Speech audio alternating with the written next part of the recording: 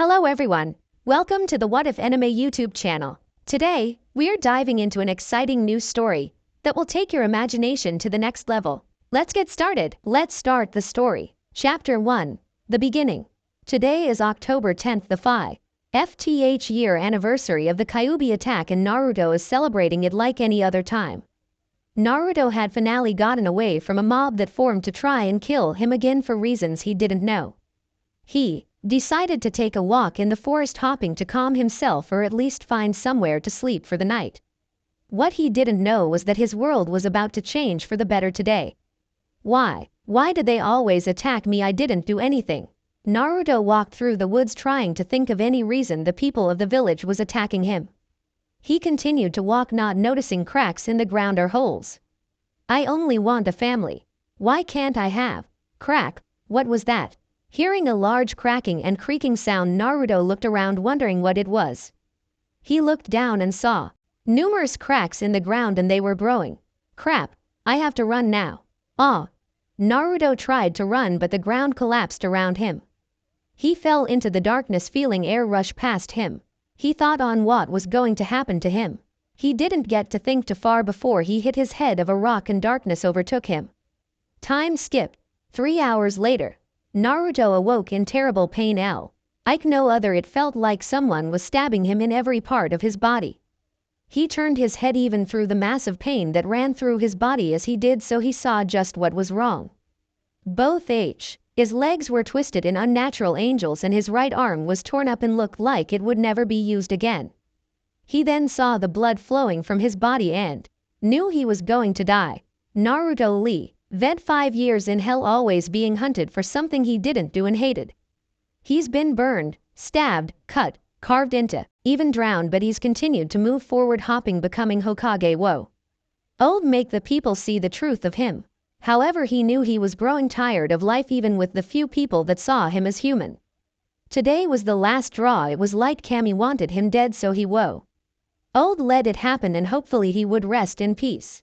As he laid there just listening to everything around him, he never noticed a large figure approach from behind Naruto. The being had bright red lit eyes and was around 60 feet tall and 90 feet long. It had a silver-like gleam coming of the skin like it was metal, and had small flaps of skin coming from different parts of its body. The sea creature had rows of sharp teeth and claws, but the most notable sight on the creature was it had wings on its back which could easily reach 120 feet. What do we have here? The creature asked at the unusual sight of a bloody body on its land. It stepped slowly around the body to see if it was alive, and was greeted by a torn blonde boy no more than 5. However, it shocked her to see the boy still alive even with all the damages he sustained, but she noticed he had lost all hope in life. Naruto looked up at the creature that was standing in front of him in the moonlight and had to say the creature was one of the most beautiful thing ever. He thought the creature would eat him, but he was okay with letting such a beautiful creature eat him. Child, why are you down here like T.S., and why does your eyes hold no hope in them? Asked the creature as it continued to inspect his body, seeing even if he would get help soon he still wouldn't make it. I feel through the ground after being chased by my village again. And I have no hope, because this is probably what Kami wants to happen, so I just want it to end. The creature was shocked that a child at 5 years old would think that Kami wanted him dead.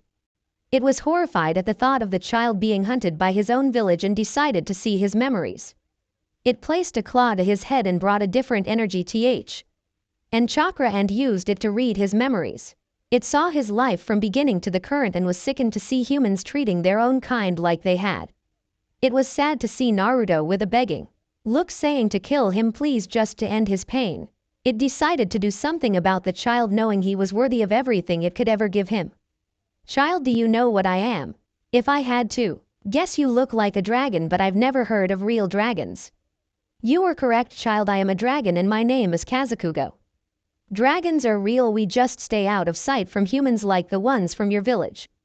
What is your name? My name is Naruto. Naruto looked at the now named Kazukugo and saw sadness in her eyes.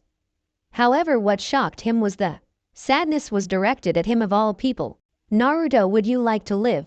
Naruto looked shocked and wondered if she could heal him, but also knew his body was too badly damaged to heal. I would like to, but even I know that I am going to die here.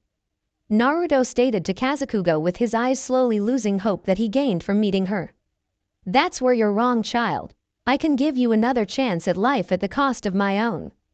Naruto was shocked that a complete stranger would sacrifice her own life to save his for no reason. I can't take you life, you deserve to live more than me. She looked at Naruto, happy he passed her test to see if he was worthy. Naruto, I've lived a long, a peaceful life. I've watched my mate die in battle, children leave the nest, and lived for over 1,000 years. I would only continue to live on, never aging alone. However, if I could die leaving my kind summoning scroll and my power to a child that will use it for good and get to see my mate again, I would happily die for you. Naruto couldn't speak. He found someone that would give their life to him. She saw the hope in his eyes raised to a wanting to live, but also tears of happiness. Thank you. Naruto stared at her, grateful to meet her and giving him a reason to hope again. Kazukugo started to transfer energy to Naruto's body, slowly healing and changing it to something different. After all her power was transferred to Naruto, she decided to do one more good act before she left to go to her mate. She sent Naruto, her clan's summoning scroll, and her own personal weapon to a different world that was connected to this one. Earth. Ishin Kono was a happy man. He had a beautiful daughter and was chief of Kansai Magic Association. He had anything he could ever want. Thought he wished his wife was still around, but knew she was watching them from above. He just wished he could protect Kanoka from the magic world, but knew someday she would learn the truth. Luckily, however, Kanoka had a protector and friend in Setsuna Sakurazaki. Poor girl keeps getting blomped by Kanoka, thought. He laughed at the thought Kanoka and Setsuna, however he wished there was someone else to be with the girls. Just as he thought that, a high magic level suddenly appeared not too far from there and went to investigate. As he got closer, he noticed the level of magic coming off the girl was surpassing even the dark witch Evangeline A.K. McDowell. It scared him at the thought of an entity coming for his child, so he charged to face the opponent head on. He was shocked, however, at what he found as he passed a few bushes to get to the source. A small child was on the ground, surrounded by a scroll the size of the child and a scythe as tall as him. The child had spiked short hair that gave a gleam like metal and had 3 whiskered marks on each cheek. She wore tattered clothing but was shocked at her nails were like claws, but the true shocker was the large dragon wings on her back and small flaps of skin flowing in the air off her skin. He picked the child, scroll, and weapon up and ran for home to get a healer, but had to try and hide her from Kanoka. After the 20-minute run, he was able to get the healers to see what was wrong with her. What they discovered was shocking. The girl was a dragon Hanyo but had signs of malnutrition and scars that shouldn't be on a child.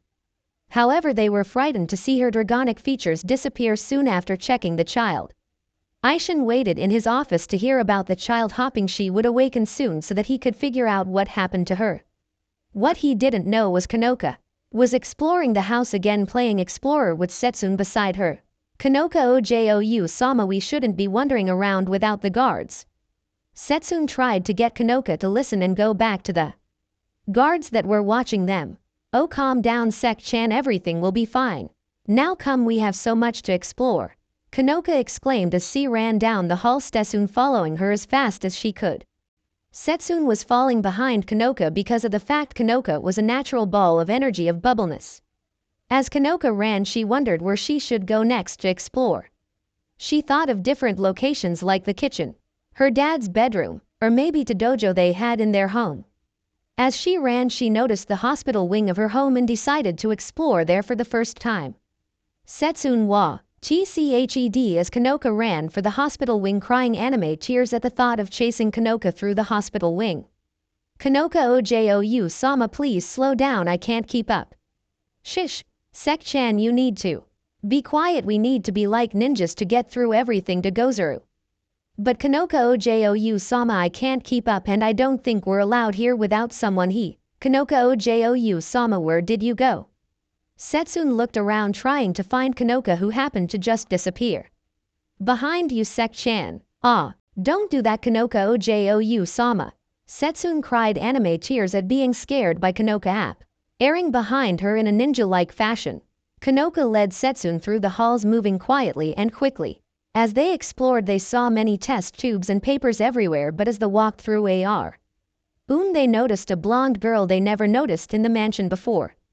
As they walked up to here, they got a clearer view of the girl and watched her sleep. Sek-chan, do you know who this is? Asked Kanoka, confused at the girl.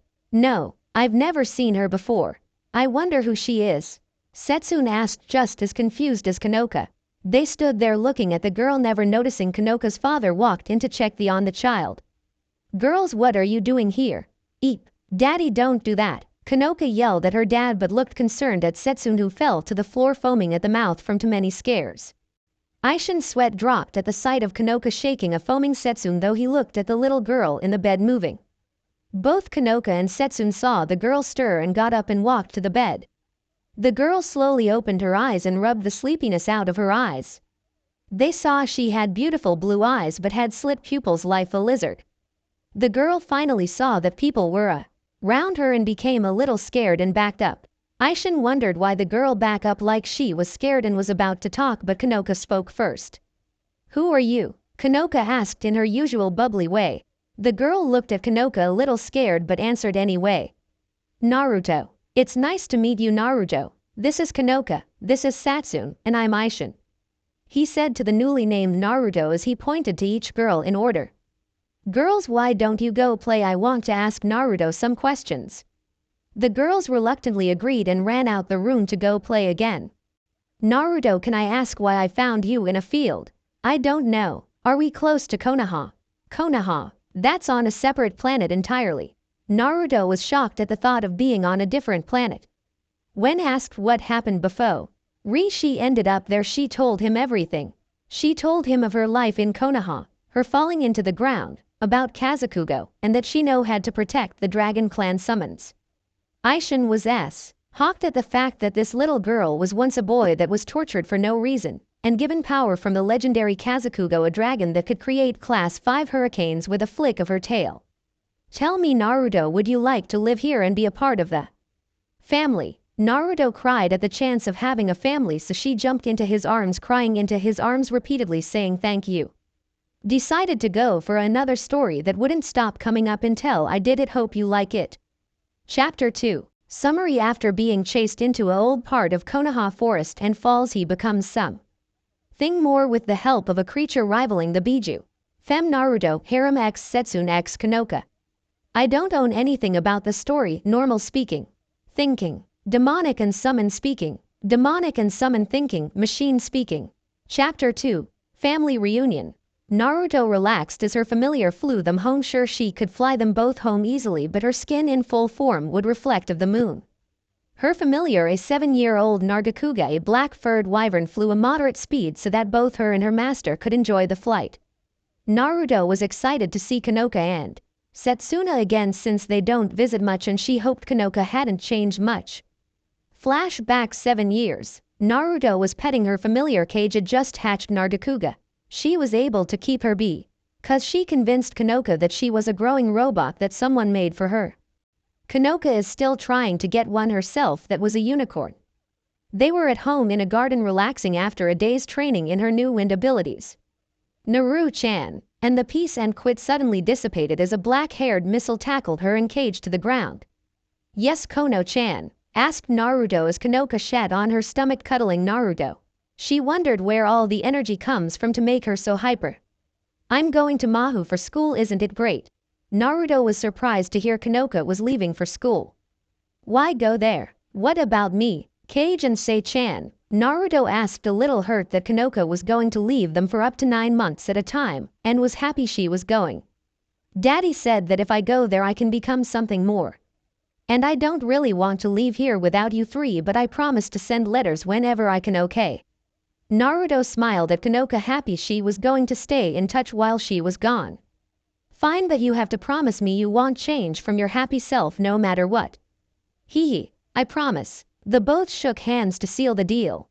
Just so you know, I'm taking Kage with me, hee. Kanoka stood up and took Kage and ran as fast as she could as Naruto chased her down, yelling to give back Kage. Flashback.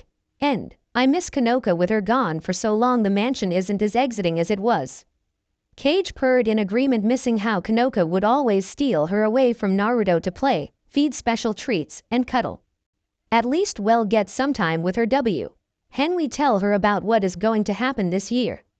Kanoka and Setsuna was going to be so happy once they learned what Naruto planned to do this year. Although I hope Sei-chan took my advice about protecting Kono-chan. Remembering the day Setsuna left for Mahu, leaving her alone. Flashback. 2 years ago. Hyaaa. Clang. A load ring runs through the field as we watch two warriors going at it. At one end of the field stood a 13-year-old girl with black hair tied into a ponytail to one side. The girl wore a simple battle kimono that went down to her knees and had feather designs. She wielded a nodashi given to her by her charge's father. The other side of the field stood a short-haired blonde. She wore a red battle kimono that came down to mid-thigh with dragon designs on it. She wielded a scythe. The handle was made from a branch of the Tree of Life, a sacred tree guarded by dragons. The blade was made from the skin of a legendary Kashala Diora that never rusted and kept even the strongest blades away. The handle was wrapped tight with silk cloth and extra parts of cloth on different parts. Nice try, Sei-chan, but you won't even be able to cut my skin in human form with those weak strikes. I won't give up. I will cut you before I leave for Mahu and Kanoka. Ojou-sama. Setsuna charged forward as fast as she could, charging as much ki as she could into the strick. Naruto moved just enough to get out of reach but was surprised when she suddenly appeared just enough for striking distance and swung. Squelch. A thin line of blood showed up on Naruto's skin. Huff. Huff. Huff. Huff. I did it, Setsuna said, panting from the training. Naruto smiled at Setsuna, knowing that Naruto may have held back a lot. She still cut through her skin that some couldn't at her age. I'm proud you finally cut me and draw blood. Now I hope you don't stop training. I want you to be able to cut through my dragonic form someday. Setsuna deadpanned at the thought of Naruto's dragonic form. She heard that Jack Rakan had to use all his power into a single strick to cut through her skin. I don't think I'll be strong enough for that. I just hope I can protect Kanoka Ojou-sama from any dangers. Naruto watched Setsuna resting, catching her breath, and was happy. She still wanted to get stronger for a good reason. However, what Setsuna said next pissed Naruto off to no end. I will stay in the shadows and protect her no matter what, even at the cost of all my free time with Kanoka Ojou-sama. That I prom. Oomph. Before Setsuna could finish, Naruto appeared in front of her and slammed her fist into her gut, causing her to spit up. Setsuna was in pain for what happened and wondered what she did until Naruto lifted her up and slammed her into a tree and spoke to her. What kinda idiot are you? Protect her from the shadows. That has to be the stupidest idea I've ever heard. But I have to protect her. Protect her. The only thing you will do if you protect her from the shadows is hurt her. You may be able to protect her physically, but what she really needs is to be protected emotionally. Naruto yelled in Setsuna's face but calmed down and slowly let her grip on her go. Kanoka is onl. Why happy when she has her precious people with her, and staying away from her would do more damage than any weapon. You have to stay by her side no matter what. Setsuna looked into Naruto's eyes and she was right and started feeling worthless because she was about to abandon a friend and hurt her even if she didn't mean it. You're right, I would have hurt Kanoka Ojou-sama. I'm sorry, Naruto. I will. I'll stay by her side no matter what, I promise. Setsuna smiled at Naruto and they hugged before Naruto and Kage watched Setsuna leave for school. Flashback. End. Naruto smiled at the memories of her friends and sisters. Then both Naruto and Kage spotted a large pillar of light come from the lake near her home and went to investigate, hoping it wasn't what she thought it was. As they got closer, their bad feeling came true. The Ryomen Sukuna no Kami had be awoken, however it was weak from the time sealed up, so Hanyo mode would be the only form needed to deal with it. As they got closer they noticed that Kanoka was being used by the summoner of the demon, so Naruto sent Kage to collect her as she dealt with the no-free demon. Why did she always have to clean up a mess? Same time. Negi's group. Negi watched as all their plans were falling apart at the seams and all seemed lost. After Setsuna got Kanoka from Chigusa, everything fell apart. As Setsuna flew of Chigusa had the demon retake Onoka, hitting Setsuna in a wing, causing her to fall in extreme pain and was most likely broken. Then Eva came but couldn't move without hurting Kanoka, so Fate took the advantage and hit Chachimaru with enough force to cause some damage. With Chachamaru out of the picture for a moment, Chigusa had her demon hit Eva down with enough force to cause even Eva extreme pain.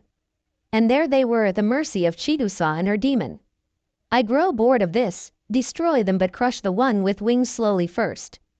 Chigusa said to the demon she was standing on. Run Se-chan please. I won't run, I promise to protect you. Setsuna stood firm even thought in heavy pain. As the demon was about to grab her, a black shadow swooped down by Chigusa, grabbing Kanoka with no trouble. What was that? Chigusa and all the others looked to see a large black panther flying with wings the size of a one-story house flying around the sky with Kanoka on its back. Cage. But if she's here then that means, Setsuna was shocked to see Cage, the familiar of one of her best friends, and knew it meant one thing. Wind shock wave. A voice was heard and a small ball of energy hit the demon in the side and exploded lawn. Shing it across the lake onto land, its side torn up from thousands of small wind blades in the attack. They all looked into the sky to see a girl with skin like silver gleaming of the moonlight and large silver dragon wings. She wore a mid-thigh red plaid skirt with biker shorts underneath and chest wrappings around her chest but holes so as to allow wing movement. In her hand she held a beautiful scythe that was made to look like it could take your soul. I'm gone for 1 week to do a single job, and everything goes to hell. Why is it I leave at any point when you two visit everything seems to go downhill? Setsuna and Kanoka blush at the thought and try to come up with an excuse but can't, knowing it was true. Naruto, look out! Kanoka and Setsuna scream out in horror as the demon stands and throws a punch at the dragonic girl. Chigusa looks in giddy as the fist is moving too fast to dodge, but her face turns to one of horror when the girl stopped the demon's hand with hers. I was talking here, but seeing as you want to fight I will end this quickly. Naruto pushes the demon's fist back and lifts her scythe, charges some ki into the blade and slices the air while calling out, Omni! Slash! And a large blade of wind charges the demon. Chigusa was able to get away in time but not the demon, and watched what the move did to the demon. Everyone watched the interaction with Naruto and the demon. Their jaws dropped at the sight of Naruto stopping the demon's fist with her hand and tossing him back. But they almost had heart attacks after. She used her attack and the damage it did. The attack hit the demon and millions of small blades continuously hit the demon, erasing it from the very existence. After the attack, she and Cage flew down to the pier in front of everyone and let Kanoka off. She saw everyone staring at her, so she laughed at their faces. Ha ha ha ha. You should see your faces, it's hilarious. Naru-chan. Kanoka suddenly glomped Naruto happily at seeing her friend again. Setsuna slowly walked forward to hug her as well when she saw Fate charge Naruto and she screamed. Naruto pushed Kanoka away as Fate charged forward to end her life quickly. Fate launched a rock spear at Naruto as fast as he could to stab her. Squelch! Blood flew everywhere. Nobody could move from the shock they just witnessed and couldn't comprehend it. Their hero that just took down the demon in Chigusa's with little trouble was hit by Fate's spear, the same spear that took out Chakamaru, and it broke like it hit pure solid metal. Naruto wasn't paying any attention to T. He spear and swung her side slice into Fate's chest, but not far since he jumped back just in time. Fate skipped across the lake and watched Naruto summon a windmill shuriken from a seal hidden on his arm and charges it with wind magic and threw it. The shuriken quickly flew across the water, separating it because of the amount of wind coming from the shuriken. Fate dodged the shuriken but didn't take into account of the wind magic extending the blade a little, and it cut his cheek. My move fast to escape the shuriken, which seemed to follow him as he moved, and saw Naruto moving her arms in a paw TTERN and thought that was the reason it followed it. As he tried to figure out the pattern, he never noticed a second shuriken that was thrown by Naruto when he wasn't looking. Once he found the pattern, he noticed that the shuriken was only controlled with one hand, and he didn't figure it out in time, so the second shuriken cut his arm of as it passed by and Fate skidded to the pier, slowly turning to water. I see, it seems Negi wasn't the only one to harm me today. I will have to keep my eye on you too. Goodbye, Fate stated to Negi and Naruto as he turned to water. Naruto caught and sealed her shurikens back into their seals. Damn it, it was an illusion. They all stood there in shock from everything that happened till they noticed Negi fall to the ground, his body being petrified. Everyone surrounded Negi, trying to think of a way to heal him. Can't you heal him, Eva? Naruto asked Asuna with a little hope. I'm really bad at healing magic. Don't look at me, the last thing I tried to heal exploded. Everyone's sweat dropped at Naruto. Setsuna looked back at Kanoka knowing she was their last hope.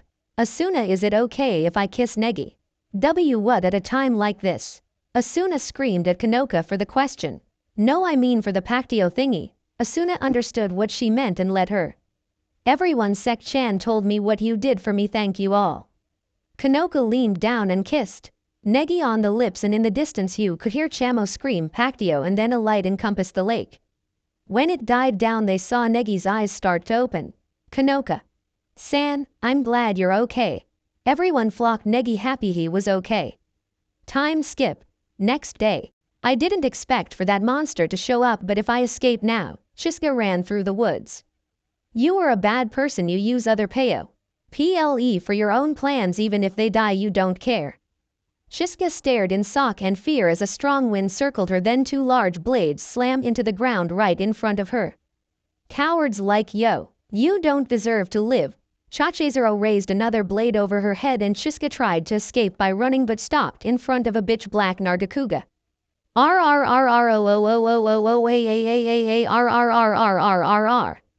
Shiska couldn't take any more and released her bowls and dropped to the ground foaming at the mouth. That was awesome. Good kitty, giggles, can you do anything else? Cage looked at the puppet and he suddenly shrunk to about her size. Cage suddenly put Chachezero on his back like a horse and started running. Hey hi ho Silver, Chachezero exclaimed as she rode Cage into the raising sun. With Negi awoke around mid-afternoon after falling asleep from all the excitement. He noticed Evangeline outside the door talking to Setsuna about leaving. Negi ran out the door and started trying to get Setsuna to stay, and that was the scene Naruto came across while looking for her familiar Cage, who disappeared. Negi-san, Sei-chan, what's going on? Naruto asked, confused at the two wrestling on the lawn in front of her. Naruto-san, Setsuna-san is trying to he didn't get to finish because Setsuna covered his mouth in fear of Naruto becoming angry at her, but it didn't work. She saw a horrific scene of a dragon the size of a mountain hovering above her. Then she finally noticed Naruto in her Hanyo form and demonic aura surrounding her. You weren't planning on leaving us, would you, Sei-chan? Yudo asked in a sickly sweet voice that made even Evangeline to flinch in terror. No, I swear I was just going to change places with my clone. Terrified of Naruto, hoping her excuse worked or she would be a lot of pain. And luckily for her it worked. Okay, just wondering. Naruto said happily at Setsuna, who was crying anime tears from joy of Naruto believing her lie. Setsuna and Negi suddenly get tackled by a flying Kanoka and Asuna, who are yelling about their clones starting to strip for their classmates. As the girls left, Naruto and Evangeline saw a strange sight of a small puppet riding Naruto's familiar like a horse. They decide to follow the girls on an all-day trip for the class before they start going insane like Cage and Chachezero. Naruto met the girls of the class and had the time of her life.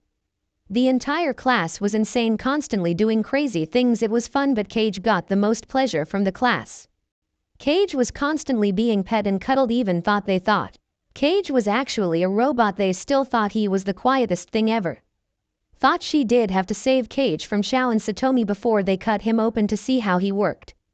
After a long day of following the class everywhere and having her picture taken with them, it was time for the class to leave. It was nice meeting all of you, and I'm glad that Kono-chan and Sei-chan have such great friends. Everyone smiled at Naruto, who came to the station to say goodbye. They all took turns hugging her and Cage goodbye, a little sad they were leaving a new friend of the class. Chisame the loner even said goodbye to Naruto, enjoying the time together.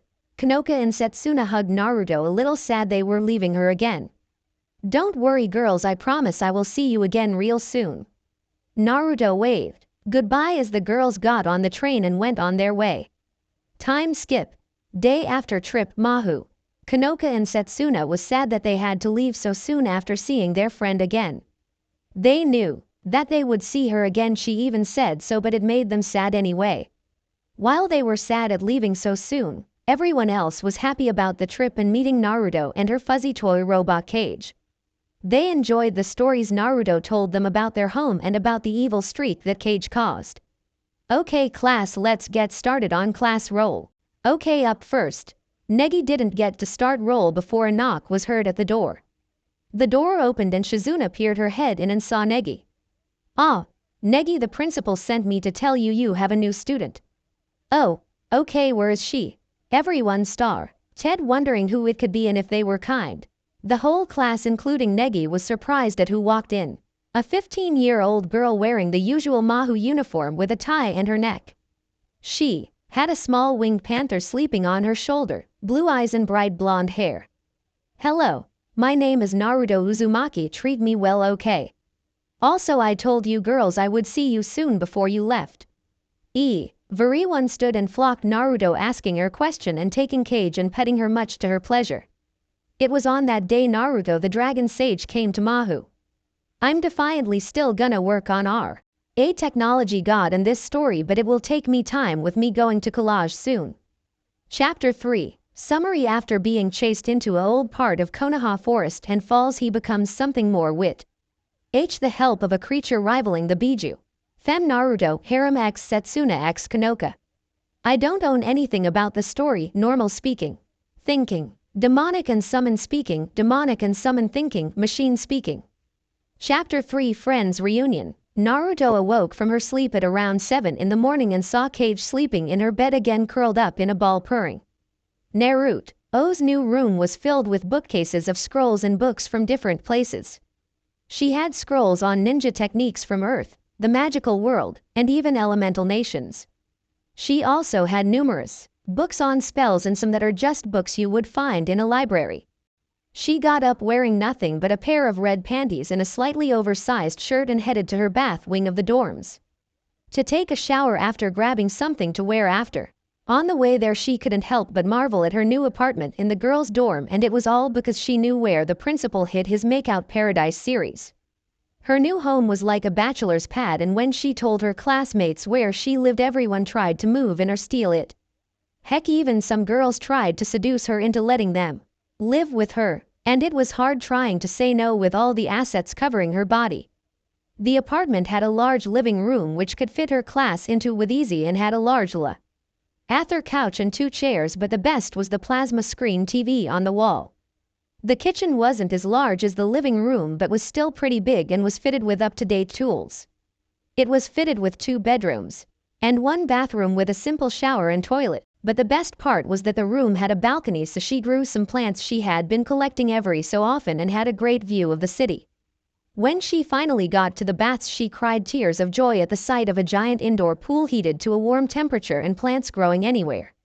Had she known the school was so great, she would have left when Kanoka left just to enjoy this place.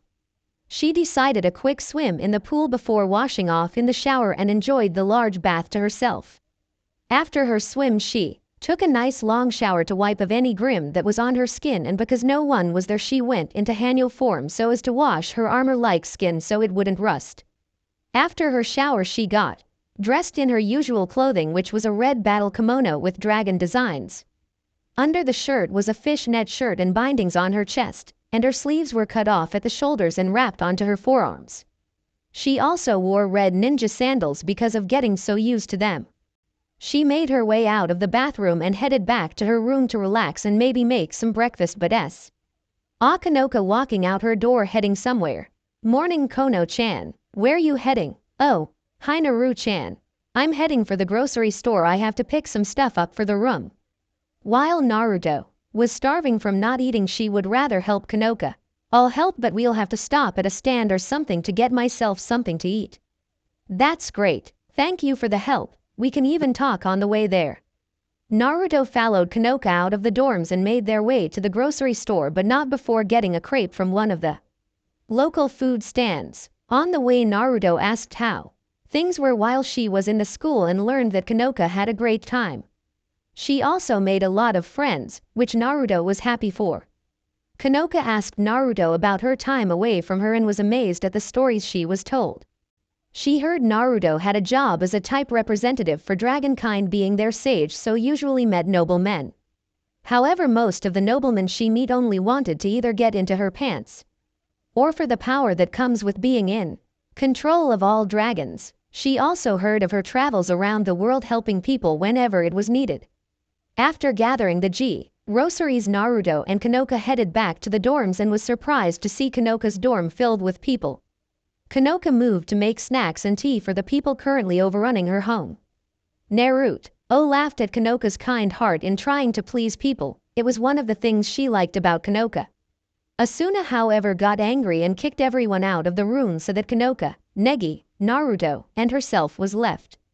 Ha ha ha ha, I knew you were popular, Negi, but I didn't think that popular. Naruto laughed at Negi's expense. Asuna and Negi left not too much later to ask Evangeline a question which left Naruto and Kanoka alone. Naru-chan, would you like something to drink and eat? I would love some. Thank you, Kono-chan. Kanoka smiled and started to make some lunch for them. She then thought, since they were alone, she could finally ask questions that couldn't be asked outside with regular people. Hey Naru-chan, can I ask you some questions? Sure, I don't mind. Ask Awa. Knock knock, I'll get that, Kono-chan. Naruto stood up and walked to the door and opened it and was happy to see who it was. Setsuna stood in front of the door in her usual school uniform and her weapon by her side. Hey Kono-chan, it's Sei-chan, you might want to make more. Come in, Sei-chan. Thank you, Naruto-sama, and good day, Kanoka Oju-sama. Kanoka pouts at Setsuna for not calling her just Kanoka but goes back to ask her questions. Naru-chan, I know you hide your past for some reason, but could you tell us? Kanoka asked and Setsuna agreed, always wondering where she came from. Sure. Well, to start things off, my name has always been Naruto Uzumaki and I was born in the Elemental Nations. Elemental Nations? Kanoka asked, confused, never heard of such a place. However, Setsuna was shocked that Naruto came from such a place of war and violence but didn't say anything, so Naruto would answer. The Elemental Nations is a land mass that is separated from Earth by a dimensional portal made by a powerful man, but that's for another time. The truth is I haven't always been female, I was actually born male. Setsuna and Kanoka looked at her, never knowing she was once male, and wondered what happened. In my old village of Konoha I was hated for reasons I have no idea, but was probably connected to a seal that was on me as a child but disappeared when I became what I am today. I was beat, poisoned, hunted, even branded by the villagers for being me. I was kicked out of the orphanage at the age of 3 and lived on the street fending for myself, stealing what I needed and ate from trash cans. But one day they went too far and hunted me like a fox and tried to kill me, but I got away. Kanoka and Setsuna cried at the thought of Naruto going through with such hell. They finally understood why she was so sad they were leaving her back home. She just wanted someone to be close to. They didn't know it, but at the same moment they both swore in their heads that they would do anything to make Naruto's life better. As I ran from the mob hunting me, I ran into an old forest that not many people went into because of stories of creatures killing people that did. As I walked, the ground that I was traveling on collapsed and I fell into the hole. My body was torn up to the point I knew I was going to die and would have had I not met Kazukuto, the late representative of the dragons. She gave her life to give me another chance and turn me into a dragon Hanyo, but unlike others I could go all 3 stages: human, Hanyo, and beast form. Before she died she sent me, her scythe, and the summoning scroll of the dragons to where Kono-chan's father found me. Kanoka listened, sad that Naruto was close to death at one point and it hurt her to hear it. Setsuna started seeing Naruto in a even better light for living through what she did and still stayed sane. Hey Naru-chan, you said a summoning scroll, what is that? Setsuna asked, never hearing about summoning before and wondered what it did. Kanoka wondered that too but hoped it would be something really cool. Well, a summoning scroll is a time-space jutsu that allows a person that signed a certain scroll for a specific animal in blood allows the summoner to summon an animal. For example, I signed the dragon scroll so I can summon all types of dragon from hatchling to elder dragons. Nobody knows how many summons clans there are, but specific ones are stronger than others. Which ones are strongest? Setsuna asked, wondering which ones were stronger. Well, each one's clan has a specialty, but if you mean in a fight the list is long. But I could list them from weakest to strongest. The weakest known was the Owl Clan, Turtle Clan, Bat Clan, Dog Clan, Bee Clan, Hawk Clan, Shark Clan, Spider Clan, Clam Clan, Weasel Clan, Monkey Clan, Chameleon Clan, Snake Clan, Slug Clan, Toad Clan, Salamander Clan, and finally the Dragon Clan. The dragons are the strongest because of the wide variety of different types. Both girls were shocked to hear that Naruto had the strongest summons and the power of summons itself. Hey Naruto, is there any way me and Sei-chan can sign the dragon summon scroll? Kanoka asked a surprised Naruto while Sei-suna looked just as surprised but thought it would be a good idea. Well, the jutsu usually uses chakra, which you guys don't have, but you're lucky I found a way around that. Kanoka and Setsuna was saw that they couldn't use chakra but became happy they could sign the scroll. Naruto summoned the scroll from a seal over her heart and unrolled it. After both Setsuna and Kanoka signed the scroll, she taught them the new way of summoning. The new way had the user, instead of hand signs and chakra, you used magic as a catalyst to summon a dragon and saying the kind of dragon to summon them. Naruto told the kinds of dragons there were, and the first time you summon it will be their familiar, but she wanted them a little trained in using magic before then. She doesn't want them to accidentally summon a boss dragon and get in trouble because of it. They started eating lunch Kanoka made, and Kanoka asked a question that was in her head. Hey Naru-chan, what kind of dragon are you? Well, Kono-chan, the truth is I'm a mix of two different dragons. I'm half Kushala Daora and half a Matsumagatsuchi. Wait, if you're part Kushala Daora, does that mean your skin rusts? Setsuna asked, remembering Naruto telling them that Kushala Daora have to shed their rusted skin every so often. Yay, but because I take care of my skin I only rust enough that I need to shed once a year. Naruto answered our question as she ate Kanoka's great food. After eating, Naruto told them of her trips around all three planes, meeting a lot of people and collecting weapons, scrolls on different jutsu from Nentatia. She also told them of all the books she found about magic and spells that could use in KI techniques. Then she decided to steal a chocolate that Negi had left out and gave one to Kanoka and Setsuna, but Setsuna didn't want any. After eating a few chocolates, both Naruto and Kanoka started turning a little red and panting a little. Both girls gained a glossed look and a pink hue on their cheeks. Setsuna noticed their reaction and asked what was wrong, and oh, did she regret it? Both Naruto and Kanoka looked at Setsuna with a loving and lustful look. Sei-chan, can we play? Kanoka said, crawling Tawa RDS the sighting Setsuna, who turned red and tried to stand and back away.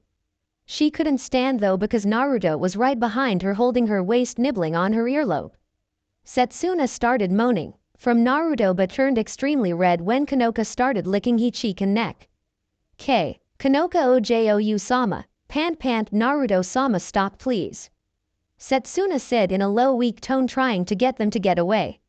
Asuna-san, Negi-sensei, help me, I don't know what's going on. Asuna and Negi stared in shock of what was happening while Chamo just enjoyed the show. Asuna finally came to her mind and separated the three and threw the chocolate away. She watched as Kanoka and Naruto tried to get to Setsuna again, who was in a corner blushing hard. But we want Sei-chan, Naruto said, slowly making her way towards Setsuna with a lustful look. Setsuna started to bleed from the nose at the sight of Naruto on all fours crawling towards her. However, before Kanoka and Naruto could get to her, they fainted, which relieved Setsuna before she heard them mumble some things. Sei-chan, Kono-chan, please be gentle with me. Setsuna blushed at the thought of her Kanoka with Naruto, but had a massive lead and fainted after what she heard from Kanoka. Yes, Mistress Naruto. Slave Kanoka and slave Setsuna are ready for a punishment. Asuna's sweat dropped and blushed at Kanoka when she heard what she said. Negi just stood up to the other side of the room, confused on what was going on. Chamo was on his back in a puddle of his own blood, twitching every so often. Next day, Naruto awoke around 6 in the morning and took a quick shower in her bathroom and made herself and Kage some breakfast, which consisted of eggs, pancakes, and sausages. After dressing in the regular school uniform, she made her way out the door, taking Kage with her. After a long train ride to the school and a lot of people trying to cuddle Kage, she made her way up to the school. As she ran, her thoughts went back to yesterday, wondering what happened after her and Kanoka blacked out. All she remembered was eating the chocolate and then waking up to a meek Setsuna. It confused her why she had acted that way and was gonna try and find out why. As she got to her classroom and took her seat by Zazie Rainy Day, who liked to cuddle Kage when in class. Naruto did have to say Zazie was a beautiful young woman and would only get more beautiful as she grew. After another day of note-taking and listening to Negi's lectures, the class was finally over. Ku-Fei-san, I need to speak with you, Negi said to one of Hai's students, which got a raised eyebrow from Naruto, wondering what he wanted with Ku-Fei. Miuru, Ku-Fei asked, confused at what he wanted. But it's not something I should say in front of everyone else. Can you wait in front of the memorial at the plaza in front of the world tree after class? I don't mind, Uru. Thank you. See you later then. Everyone started going haywire, whispering to themselves. Naruto watched the class continue to speak to each other over something she probably didn't care about. After classes, she met up with Kanoka, Setsuna, and Asuna, but Setsuna kept moving away from Naruto and Kanoka like she was scared. Sei-chan, why do you keep avoiding me and Kono-chan like you're afraid of us? Naruto asked, a little hurt that she was trying to avoid them. No, I'm not scared of you. I can't tell you why. Kanoka mumbled, sad that Setsuna wouldn't tell them what was wrong. Asuna almost told them, but she swore to Setsuna she wouldn't tell anyone what happened yesterday. Setsuna, however, noticed both Naruto and Kanoka's sad expression and it broke her heart. I'm sorry for avoiding you too, but I'm not scared, I'm just a little embarrassed about something.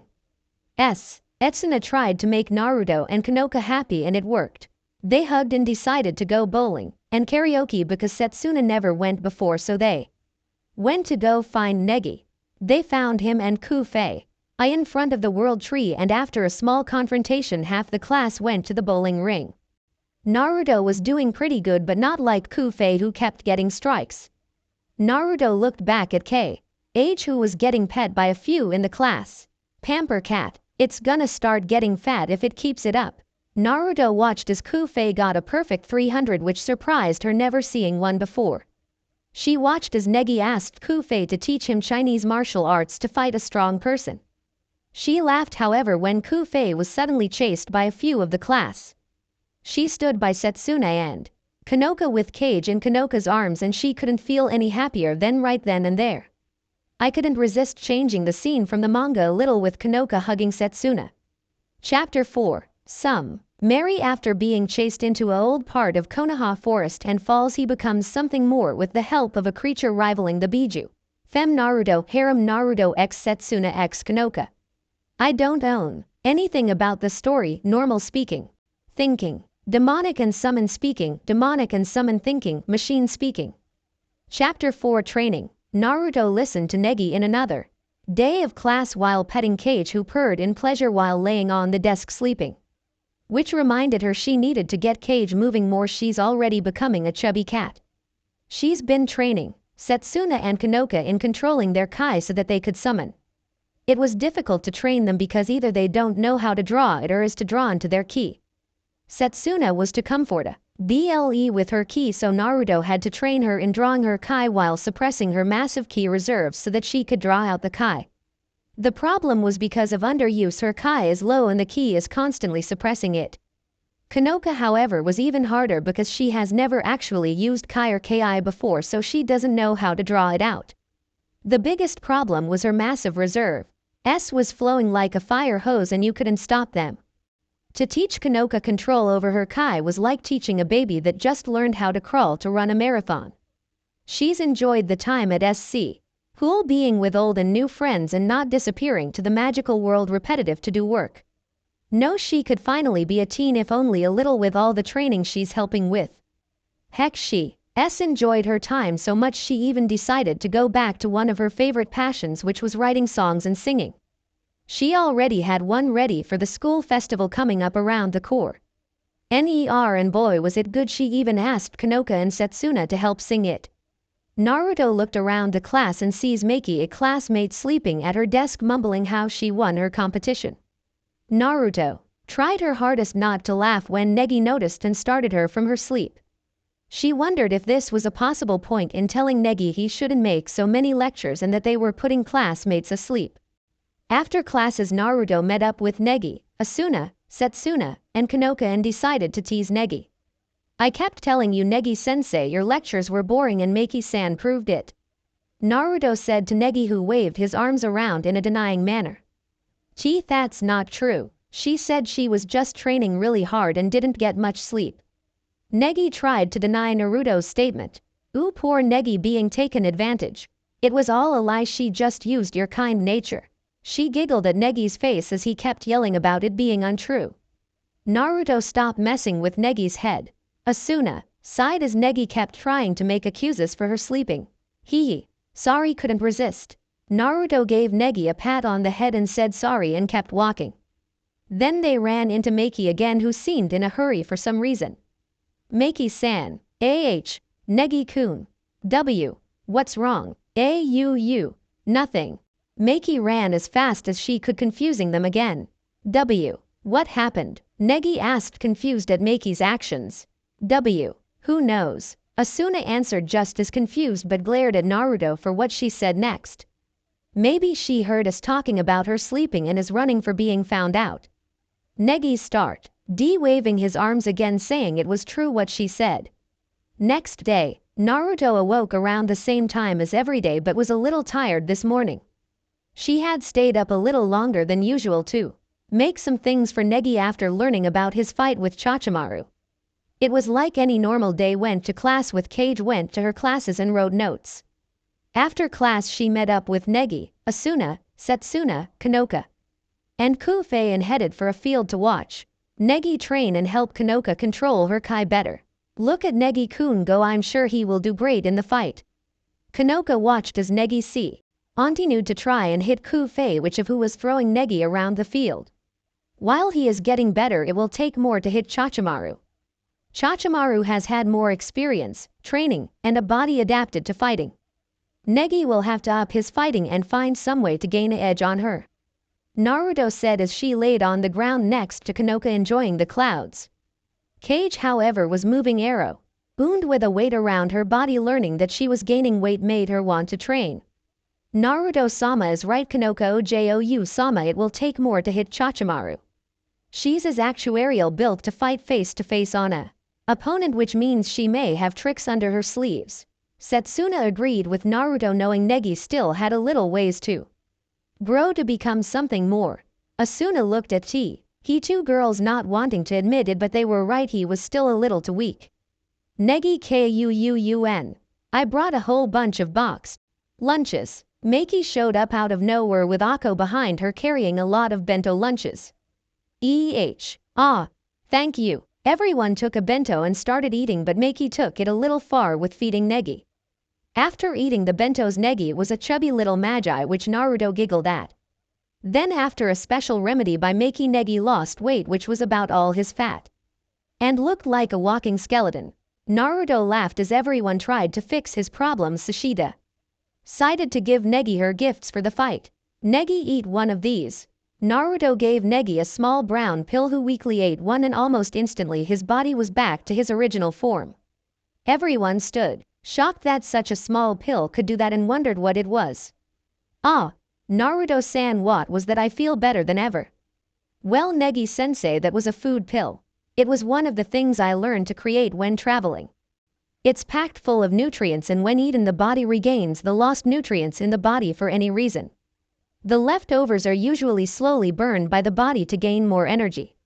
Everyone stood shocked at the pill and what it could do. I made you some of the food pills and some soldier pills as well. Soldier pills, when eaten, heighten the body's performance levels. It increases the sense of the body and increases a person's metabolism for a small time to gain more energy for the leftover fat or food in your body. Negi smiled at the gift, knowing it could help him during the fight and in different situations. Maki, Kanoka, and Akko launched themselves at Naruto to see if she would be willing to sell them some or give them away.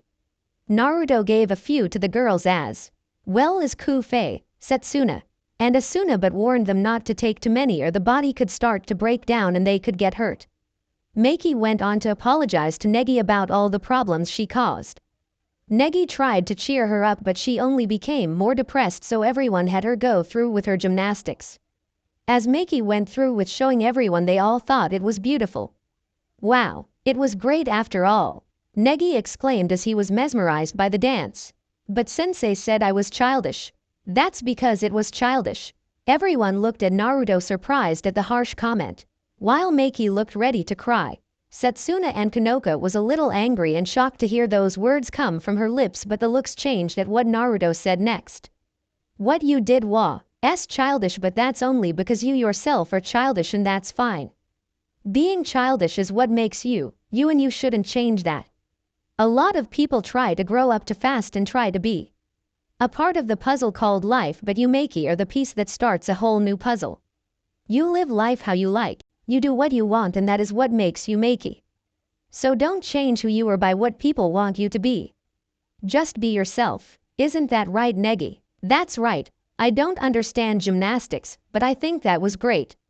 It was a beautifully honest and direct performance, just like I expected from Maki-san. Really? Yes. I was astounded. Maki looked at Naruto and Negi, happy to have friends like them. Kanoka and Setsuna was both happy to hear what Naruto said, and made them feel warm inside from what she said. Negi got back to training after promising her to try their hardest to make it. Asuna, Negi-kun isn't just cute, he might be pretty cool, too. But Yuto-chan is cool and cute too, but I think she's already taken. Asuna looked shocked at Maki but wondered what she meant by Naruto. She looked over at Naruto and saw Setsuna with her head in Naruto's lap and Kanoka feeding Naruto with one of the leftover bentos, and smiled at the scene, thinking it was adorable. Next day after class, after training, everyone decided to have a picnic on the hill in the field. Asuna and Setsuna trained in kendo after Asuna asked Setsuna. Negi and Kufei trained in martial arts to get a better chance at defeating Chachimaru. Naruto trained Kanoka a little in I but hid it from Maki, who was training her gymnastics. Though after a while they all learned that Negi hadn't taken a bath in a while. Ha ha ha, they're like sister and brother. They watched Asuna shish Negi as he tried to get away but couldn't. Are they always like this? NNN, pretty much. That is one lucky kid. I wouldn't mind if Kono-chan washed me like that. Kanoka blushed at that while everyone laughed at her. They watched as Asuna complained about Negi and almost killed herself when Maki asked if Negi was her boyfriend. After the shower they tried to walk out of the showers without getting seen. Ooh yeah, this is exciting. What would happen if a teacher or Iancho found us here? Maki said, not seeing both people in question walking towards them. Phew, I'm all sweaty again today. Both girls and Negi turned around and ran into a shower stall.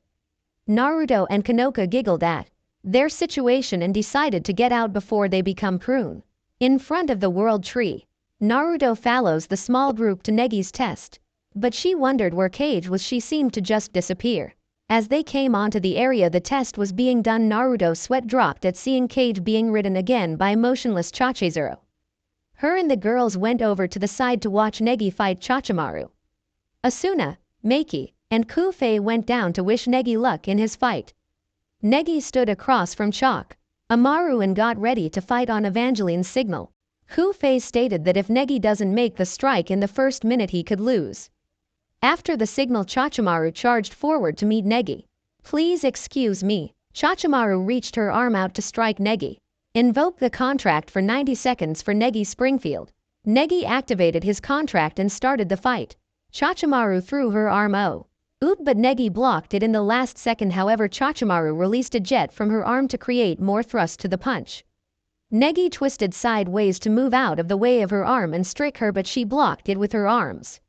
Everyone looked in shock as Negi and Chachimaru exchanged hits but turned worried when Chachimaru kicked Negi away. Chachimaru went in to hit Negi again, but he fainted. ND grabbed her arm and went in for the hit.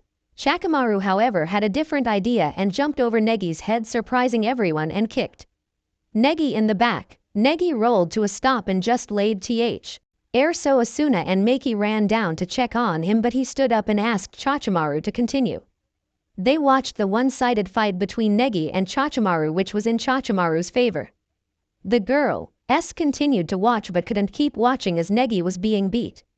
Everyone was starting to lose hope that he would hit her, but you could still see the hope in Maki's eyes that he would succeed in her efforts. Negi kept going to the point even Evangeline was starting to feel sorry for him. Then Asuna snapped and couldn't take it anymore and tried to help, but Maki stopped her. No, Asuna, don't stop him. Maki yelled, stopping Asuna from interfering with the match. But, even if he's badly injured, he's still tried really hard to get to this point. I know what you're thinking.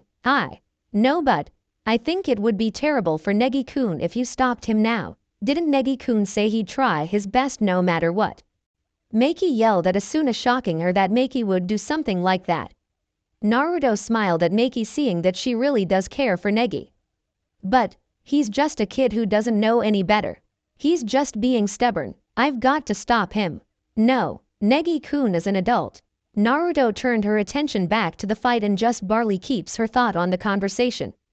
Maki tries to tell Asuna that Negi really is an adult, but Naruto kept an eye for any openings in Chachimaru's fight when she noticed Chachimaru pay attention to Maki and gave Negi the needed shot. Naruto walked away, not needing to see the end, and heading for her dorm for a small nap and to make a small potion that would help with Negi's wounds. She decided to let Kage go with Chachizero, seeing as they were fast friends, which she thought was adorable. Later in the day, after a quick nap and mixing together the ingredients needed for the potion, she went to Negi, Asuna and Setsuna's room and dropped it off. Kanoka asked her to stay, but she told her that she was going to meet a friend and was going alone with Kage for a visit. She picked up Kage, who was talking with Chachizero, who surprisingly understood dragon. They went to Library Island to meet up with a dragon they met there on exploration. Said dragon was protecting a doorway which led to a home for a strange man by the name Nell Sanders. Nell Sanders was a strange man who liked to talk about different things like pictures of Evangeline in a swimsuit, sailor, cat girl outfit. Kage, however, took more interest in her fellow dragon, and I mean a lot of interest. You could practically see Kage blush whenever they met the dragon named surprisingly Spike. Whenever they wanted a break, they would head down to the passageway. She would usually relax in the tree's natural energy. Sometimes she would go into beast form and let her armor-like skin and warm her in a pleasant way. Today, however, she was reading a book she got from the magical world about some local remedies she wanted to try. She watched as Kage and K laid up in one of the tree's roots, cuddling into each other. Naruto was happy to see Kage liked it in her new home as much as she did. However, she couldn't help feel a little jealous of Kage having someone to cuddle with. She wanted someone to cuddle with when asleep or awake. She had feelings for Setsuna and Kanoka, but she didn't pursue them in fear of losing their friendship. After a while, he nodded off to sleep, never noticing sleeping there all day and night. As she slept, Naruto never noticed Negi, Nodoka, and her fellow classmates come to the passageway and tried to get through the door. They were stopped by the sight of Spike landing and guarding the doorway from them. After Spike chased them and Chachimaru, who showed up, Naruto awoke and noticed the time and decided to leave to meet up with Negi and the group. Field around ruins of Library Island. Naruto watched as Negi activated the contracts he had with Kanoka, Setsuna, Asuna, and Nodoka for 3 minutes under Evangeline's instructions, and then fire 199 magic arrows. They watched as the arrows hit a field and exploded, making pretty sparkles fall from the sky. Naruto laughed at Negi when he dropped to the ground from overuse of magic. Eva went on to talk about he wasn't strong enough and he should just quit. Negi, however, being himself, just kept going and smiled before what he said next. Why, yes, master. By the way, if I wanted to defeat a dragon, how long do you think I should train? What? Say that again. I said if I wanted to defeat a dragon. Ho, a dragon, huh? Yes. Are you some kind of moron? Eva hit Negi in the face and Naruto glared at Negi. WHO would fight a dragon in 21st century Japan. She jumped onto Negi, beating him into submission. What do you have against our kind Negi? Naruto and Kage jumped in the battle and started beating Negi. Everyone's sweat dropped at the sight of the two pulling his cheeks and hitting him on the head. After some time, Boruto decided it was time for the girls to summon their familiars from the dragon scrolls. Everyone was confused at what was happening and watched as Naruto spoke to Kanoka and Setsuna. All right, girls. I think I've taught you enough to be able to summon your familiars. Eva and Negi looked confused, never hearing of a summoning for familiars, and asked what it was all about. Well, I had the girls see the dragon summoning scroll to allow them to summon all types of dragons. Today they are going to summon a familiar, and it's normally random, so stand back. Everyone looked in shock at summoning dragons to help with fighting. Kanoka got into a large portion of the field to summon a dragon and she hopped. It was beautiful. Kanoka summons up a portion of her magic and calls out, summoning, Famil.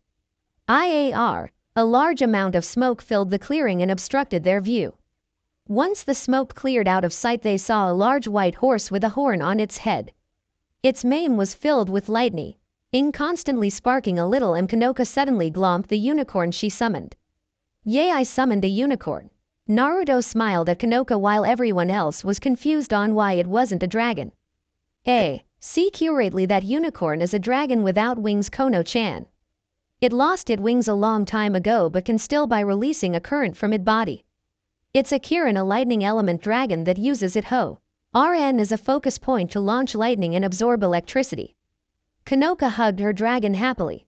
Setsuna was next and started the same process and summoned a dragon. Smoke yet again covered their Scion, but it was blown away by what was inside. What they all saw shocked them. It was a large black dragon that looked to be covered in metal. Akashala Diora, I'm impressed both of you summoned elder dragons.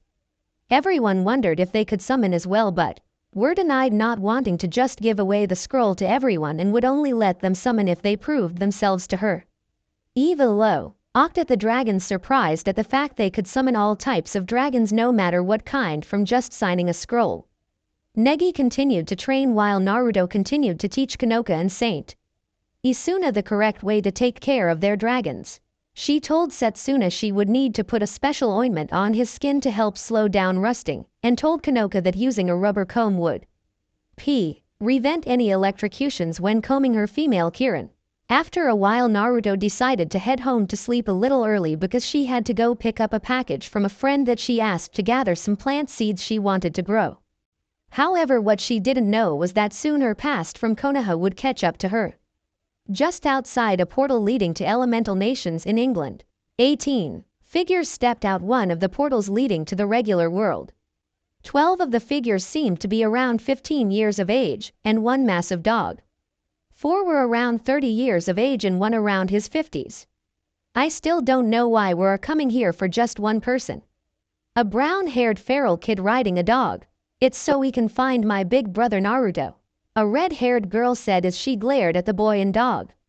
The same brother your mother abandoned and brainwashed you to kill your brother.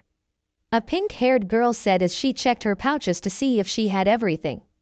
The red-head lowered her head at the truth about what her mother did. She still remembered growing up hating her brother, thinking he was Kyuubi, but remembered her mother's reaction when she learned Naruto was Naruto and the seal was killing Kyuubi. Her mother cried all day and night at abandoning him and left for Konoha only to learn Naruto disappeared. It broke her mother's heart. That's enough, we need to find Sensei's son if it's the last thing we do. A tall gray-haired man said, looking at the teens. We should leave now or the trail of him could go cold or Akatsuki finds him. A tall white-haired old man stated. They all stated, Hiya, and started on their way to find one Naruto Uzumaki, the son of Minato Namikaze, and Kushina Uzumaki and brother of Akane. Uzumaki Namikaze, Naruto's mother and twin sister, alive and walking. Wonder what will happen when she meets her family that abandoned her and the people of the village that caused her so much pain. Chapter 5. Summary. After being chased in to a old part of Konoha forest and falls, he becomes something more with the help of a creature rivaling the Biju. Fem Naruto, Harem Naruto x Setsuna x Kanoka. I don't own anything about the story. Normal speaking. Thinking. Demonic and summon speaking. Demonic and summon thinking. Machine speaking. Chapter 5. Meeting. Reunion. Rusting. Naruto awoke like any other day at around 6 in the morning and took a shower. Today, however, things were a little different as she was going to meet a contact for some seeds. She created a blood clone that would survive any hit but would disperse by the time she got home. The clone would go to class and help Kanoka and Setsuna with what they need. She decided to leave Cage home so she could spend more time with Spike while she was gone. Packing at least a week's worth of supplies and sealing it into a scroll, she dressed in something different than usual. Her new outfit consisted of black chaps with red seams and black shorts and tied by a blood-red sash. Her top was 2 strips of black furred but armor-like skin over her chest and a chainmail body over her stomach. A gauntlet was on her left arm all the way to the shoulder. wrapping on her right and had a bitch black with red tribal markings face mask covering her mouth, cheeks, and nose. Narga gunner armor. Not many people knew that you could make a pactio with a familiar, seeing as not many people get one. It's done by first gaining the trust of the familiar, then you exchange blood from the familiar and gain something. A dragon familiar pactio usually consists of armor, a weapon, physical change, sometimes a few others. She only got the armor because she had Hanyo blood in her and the weapon she got from Kazakugo. After an hour making sure school started, she started her travel by flight, quickly making her way through the sky of the city. Once she cleared the city, she took a less fast pace and decided to enjoy the flight to her contact. As she flew, she didn't help but marvel at the beauty of the land and sky. She always enjoyed her flights because it gave her time to think and relax some. As she made her way to surprisingly Wales, England, she remembered the first time she met Negi. Nobody knew this, but the trip to her home wasn't the first time she met Negi. In fact, she met him on a trip of hers when she was 8 and her was 3. Flashback 7 years. Naruto walked down a street of a small village in England hoping to find a certain plant she needed to create a new potion to improve on regular healing potion. She only hoped it wouldn't explode on her again. It really hurt when they exploded. As she walked down the street, she noticed a small child with brown hair and small glasses on his face. The child looked a little sad and no one really paid attention to him. She knew he wasn't being ignored on purpose like she was, but it still made her a little angry that no one was with him. "Hey there, little one, why are you outside alone?" Naruto asked the child, who looked up at the cloaked figure that's face was covered by shadows. "My sister and my only friend left for school. Now I don't have anyone to be with me." "Well, that's no good. How would you like to go get something to eat?" Negi looked shocked at the person in front of her offering free food, so he agreed almost instantly. They walked to the closest place selling food. They bought some from the people and started eating. So, Negi Springfield, why did your sister leave you here alone?" Naruto asked Negi as he ate some pancakes and milk. "She's going to be a magi." Everyone in the place looked at Negi, shocked that he yelled it out in front of an unknown person. "A magi, huh? Have you ever thought of being one?" Negi looked at Naruto with determination in his eyes. "I will become one, and even better than my daddy." Naruto smiled at Negi but looked at the time and knew she would have to get to the contact soon. "Well, Negi Springfield, I have to leave to pick something up from a friend." Negi looked sad that she was leaving but brightened up after what she said next. "I will see you around, Negi. I know it may not be for a few years, but I will see you again so you become a great magi someday, Negi." As she left, she paid for the bill and gave Negi a small book that had ways of learning wind magic and a few one-word techniques that could save his life one day. Flashback end. As she came to, she noticed that she moved faster than expected and made it to England before 7 at night. Once she got to Wales, she moved through the streets and walked into a small store. She walked through the store, moving aside from a tall blonde-haired woman named Nakane, Negi's sister, from what her contact told her a while ago. She moved to the front to meet her contact, a man by the name Gramps who ran a general store. She met him on her travels and found he could with time get whatever she needed, but for a price. She made quick small talk with him as he went into the back to get the seeds, and once he got back he had something else with the seeds. "Is that what I think it is?" Naruto looked at the scroll in his hands. "Yes, but be careful. People will hunt you for these when word gets out you have 4 of the 7. She paid for the merchandise, which was a big amount of money, but still had more from all her missions and the payment from the government. As she was about to leave, the old man said something that caught her off guard. "You should know some people are looking for you." "What's new about that? There's always people looking for me to fight or try to convince to marry them." Naruto started to turn around but stopped and looked at the old man, shocked for what he said. "They had leaf headbands." She looked at him in shock. "The leaf shinobi were looking for her, probably to take her back to Konoha." "Why were they looking for me?" "From what I got, they want you back. They're heading for Mahora as we speak. Just left not too long ago." Naruto ran out the store and ran to a field and jumped and spread her wings, flying to see if what he said was true. Sure enough, she saw 18 figures walking down a road heading for the closest train. She decided to bite the problem now then later, so she flew down about 2 miles ahead of them and placed a cloak over her body and head and waited. With Konoha Shinobi, well, we got a general location of where Naruto is, Jiraiya said as he and the others walked from the little village. Yeah, but why did they keep saying she? Naruto's a boy, Kakashi, leader of Team 7, said looking at Jiraiya. He probably changed his gender like a henge to hide himself a little to escape sight. Jiraiya looked at all the teams and their senseis. With him was all 12 rookies from Konoha and their senseis. Hey, who's that? Kurenai sensei of Team 10 said, seeing a cloaked figure on the road. Neji and Hinata activated their Byakugan to see the figure but was shocked when they couldn't get past the cloak. They told their senseis and everyone got into defensive potion. They stopped about 100 feet from the clocked figure. Why? The figure said to them, confusing them as to what they were talking about. What are you talking? Asuma asked but couldn't finish as the figure screamed at them. Why are you looking for me now after all this time? The entire Konoha ninja stopped and looked in shock at the figure, knowing now it was Naruto. Jiraiya moved forward to try and talk to Naruto and kept moving forward slowly, even though seeing Naruto's eyes narrow.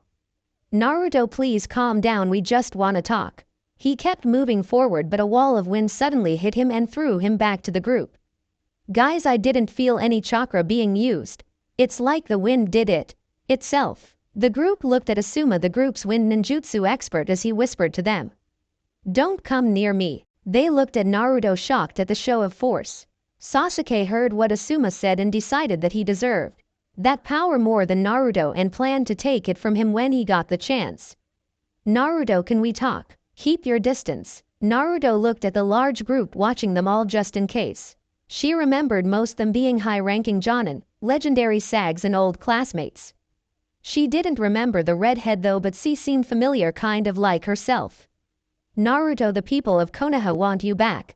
Jiraiya looked to see Naruto's reaction and saw him narrow his eyes again.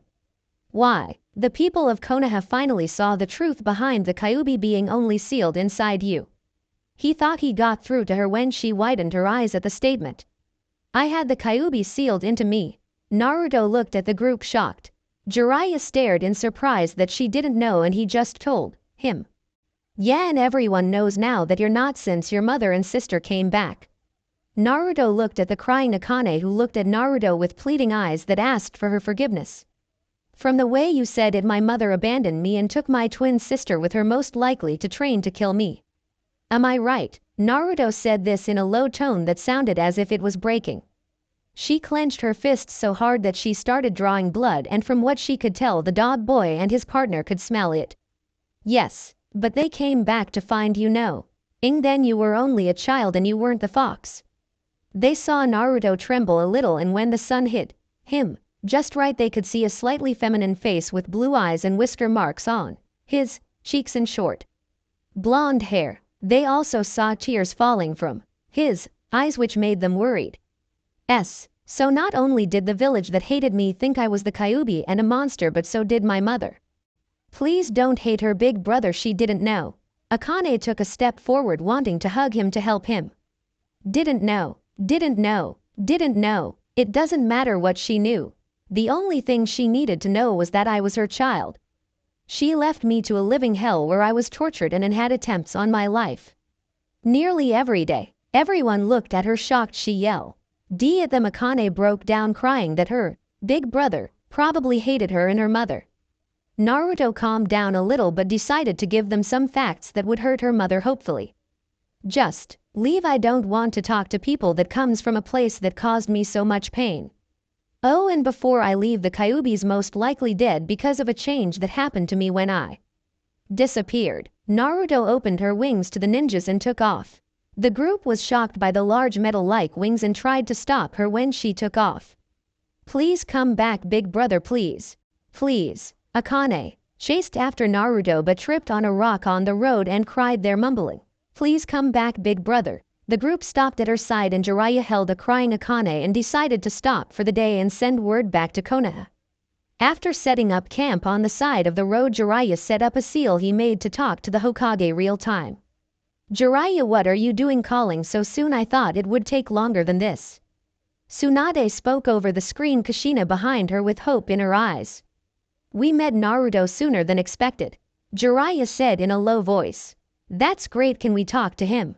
Please let me talk to my baby boy. Kushina talked into the seal hoping to see her little boy again. That can't happen. Why not? Kushina confused on why she couldn't talk to her child. Naruto ran the moment we told him why we were here and why you left and came back. Kushina looked ready to cry at the thought that her son hated her. Though before he left he said the Kyuubi may be more because of a change, and I think it has something to do with the large metal-like wings he had on his back. Should we continue on to try and convince him to come home? Yes, and reverse summon Kushina. She might be able to help get Naruto back in some way. Alright, Jiraiya reverse summoned Kushina and pointed towards Akane, who was crying in her tent. He wondered if Naruto would ever forgive Konoha and her family. With Naruto, she flew as fast as she could to get home, crying on the way there. She couldn't believe her family abandoned her because she had a demon sealed into her. Yash tried to kill her because of the same fact, and it made her angry. She didn't want to be a holder for the demon, and they forced it onto her just to try and kill her latter. Then after all this they thought she would be a good little child and go home to her own personal hell.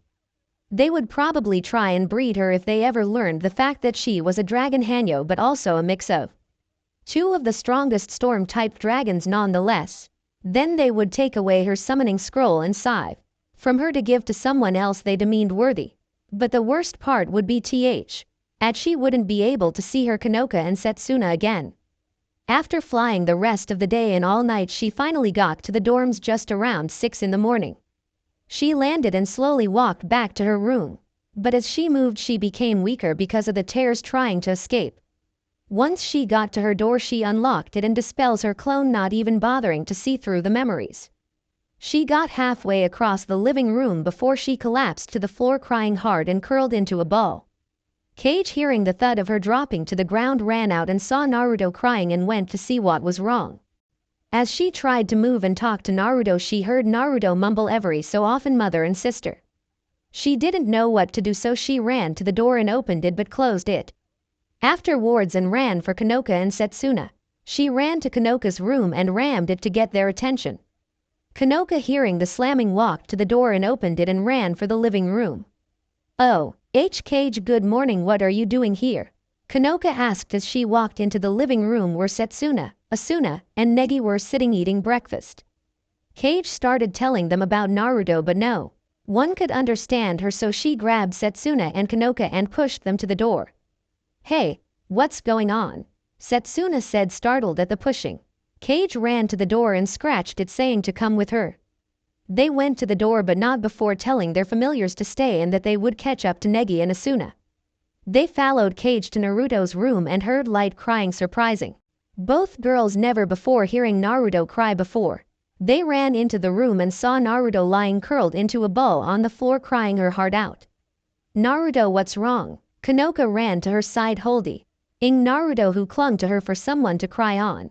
Setsuna walked over as well and hugged Naruto, who was crying harder, know that they were around her. For at least an hour she cried into the two girls, not moving. Then she started to lessen her crying to a point of tears only sliding down her cheeks. "Naruto, what happened?" Setsuna asked the crying girl, hurting inside seeing her crying and not being able to do anything for her but to hug the girl. Konoka was torn up inside seeing one of the strongest girls she ever knew crying so hard and wondered what happened. "My old home came looking for me." Both girls looked shocked at this. The same place that caused her so much pain was trying to steal her away from them. Naruto went on to tell them about the Konoha group, that the reason she was act was because she once had a demon sealed in her, about how they just suddenly changed hearts and wanted her back. But the part about her mother and sister wanting her back after abandoning her to the wolves, believing she was the fox. Setsuna was sad to think Naruto was also abandoned like her, but it made her feel closer to Naruto than ever before. She was angry at what happened and wanted to hunt the group down and kill them. She looked shocked at what she saw when she looked at Konoka, though. Konoka was pissed that a mother would think their child in any situation and wanted to kill someone. She didn't know it, but she was leaking a little killer intent, which scared Setsuna but not Naruto, who fell asleep in their arms. Setsuna carried Naruto bridal style to her room with Kanoka behind her. She set Naruto onto the bed and started to slowly undress her and place her armor to the side. As Setsuna took the last piece off and was about to place the blanket on Naruto, she grabbed Setsuna and held her. Setsuna tried to get away but couldn't, so she had Kanoka head off to her grandfather's to explain what was happening. As Setsuna laid in the bed with Naruto, Kanoka raced back to her room and got Hibana her male Kirin and rid him to the school. She moved as fast as possible so she could get back to Naruto soon. As she rode onto the school's property, her classmates were in gym and saw her riding and became a little jealous that she was riding such a beautiful horse, but confused she wasn't in class. Negi, being the teacher, stopped Kanoka before she could keep moving. "Kanoka-san, why aren't you in class? And where is Setsuna-san and Naruto-san?" "I'm sorry, but this has to wait, Negi-kun. I need to talk to my grandfather fast about Naruto-chan," Kanoka stated to Negi in a sad and worried look. Everyone in the class was worried something happened to the sweet and kind Naruto they all were friends with. "What happened?" Negi asked, worried for the safety of his students. "Her family. She thought she lost, wants to take her back and act like nothing happened after they abandoned her. Now I have to go." Kanoka rode Hibana to the school, not seeing the shocked faces of everyone in the class. As she got to the school, she raced to her grandfather's office run by teachers as she went. Once she got to his office, she told her grandfather everything Naruto had told her and Setsuna. As he listened, he couldn't help but feel sad at the fact her granddaughter's closest friend had gone through so much in so little time. He wasn't surprised at how she was acting now that it all came out so close together. He became a little worried though when Kanoka told him that the Konoha group was probably still making their way to the school. He gave Kanoka, Setsuna, and Naruto a pass from school till Naruto was better and wished them luck in helping her. Kanoka made her way back to the dorms, passing by Negi and the class on their way to class. On the way home, when Kanoka got back, she saw Naruto still sleeping but with Setsuna joining her, so decided to feed Kage, Hibana, and K's Setsuna's familiar. Her thoughts went to the two in the bed of the dorm room, or should she say loft. She, though, UGHT of what both Setsuna and Naruto had been through, both being abandoned by their families. She always had a family by her side. Even if she was lonely, she at least knew someone loved her. Setsuna and Naruto, however, never had the comfort of someone being there for them and were abandoned by their family. No one should ever go through the pain they went through, and it hurt her to see them in such pain like what Naruto was in. No. She wondered if there was anything she could do to help them. She then remembered what her father used to say to her when she was sad about her mother. He always said, to heal a pained heart was to show it love of the highest kind. She blushed at the thought but wondered if she could show her two best friends love like how her mother and father loved each other. Our heart sped up and she blushed at the thought of her being held by Naruto and Setsuna. It made her a little warm. She was afraid at what would happen if she told them how she felt. She only hopped and she told them they would accept her and not say no and destroy their relationship. She couldn't think about how her life would be without her two friends, bodyguards. Whenever they're around, she feels like a princess when they try to make her happy in any way. Time skip. Kanoka and Setsuna stayed with Naruto for the rest of the day and night, taking care of the blonde girl they had feelings for but wouldn't admit it. They tried to think of a way to get her outside but couldn't think of a way to get her out. After a quick walk, Setsuna met up with some classmates that told her about how Ayaka rented a seaside hotel on a private island to take Negi and they were going to join. Setsuna went back to Naruto's dorm where she told Kanoka about the trip and got Naruto to agree to the trip. After packing, they set out with their other classmates to the island Ayaka was taking Negi. As they landed, they got Naruto into a two-piece red swimsuit while they wore the school swimsuit. They watched as the class surprised Ayaka by charging to the water and jumping in. "Why did I have to come along?" Asuna looked unhappy at the class. "Come on, you get a break from delivering papers too. It's also to help Naruto-chan with her problems." Kanoka and Asuna looked at Naruto, who sat on the sand of the beach looking at the water. Maybe she'll forget about her fight with Negi-kun while enjoying herself at the seaside. Kanoka whispered to Setsuna, "It would be nice if that were the case, but Asen-san. Asuna looked at Negi. HMPH. She walked away angry at a sulking Negi. Naruto watched the beach, everyone having fun, then saw Negi swimming by himself. From what she heard, she's not surprised. Calling Asuna what he did was not the greatest ideas, but also to summon her in front of the person she said she loved. Ayaka, however, looked from behind a tree looking at Naruto and Negi. Negi-sensei, and Naruto-san really looks depressed. Though for what happened to Naruto I can't blame her, I would be the same way. She then thought of ways to cheer up Negi, not knowing how to cheer up Naruto, that being Setsuna and Kanoka's area. She decided to get Negi to have dinner and spend time with her would cheer her up. Negi se. Negi-sensei. Let's play. Maki and Akko jumped on Negi as he swam, surprising him. Ayaka jumped into trying to get them away from Negi. Not seeing the library trio see this happen, Naruto watched as a group of her classmates gathered around Negi for some reason, and she felt something funny would happen soon. She watched as Negi swam in the water, being oared, red to then get pulled down, surprising her, but knew it had to be the girls. She almost broke down laughing at the sight of Negi being circled by sharks and seeing Asuna charge into the water.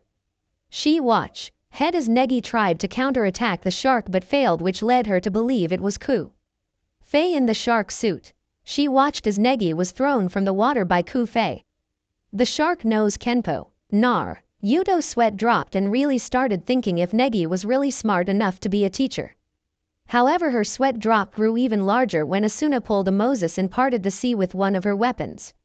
She then giggled when Asuna hit Negi over the head and ran afterwards. She didn't know it, but Setsuna and Kanoka was watching her and smiled when she was enjoying the show. Later that day, Naruto was sitting in a deck chair drinking some banana smoothie she got from somewhere, not sure who though. She could have thought no one but her classmates were here, which scared her out. She watched as Negi chased after Asuna and she ran away trying to avoid them. Naruto-chan. She looked to Kanoka and Setsuna with her guitar she learned to play on her downtime. What's up, Kono-chan, Sei-chan? And what's with my guitar? We want you to play something. Please. Setsuna begged Naruto, who only smiled and took the guitar and started playing, singing a song she learned from her travels. Somewhere over the rainbow. Israel Kamakavivole, not my song. She started to play her guitar and sing the song. Ooh ooh ooh. Somewhere over the rainbow way up high. And the dreams that you dreamed of once in a lullaby. Oh, somewhere over the rainbow bluebirds fly. And the dreams that you dreamed of, dreams really do come true. Everyone started listening to Naruto play and sing and starts to get comfortable listening to the song. Some girls hold on to others, happy to have friends like them. Asuna herself started to think about everything that happened. Someday I'll wish upon a star. Wake up where the clouds are far behind me, where trouble melts like lemon drops. High above the chimney tops, that's where you'll find me. Oh, somewhere over the rainbow bluebirds fly. And the dreams that you dare to, oh why can't I?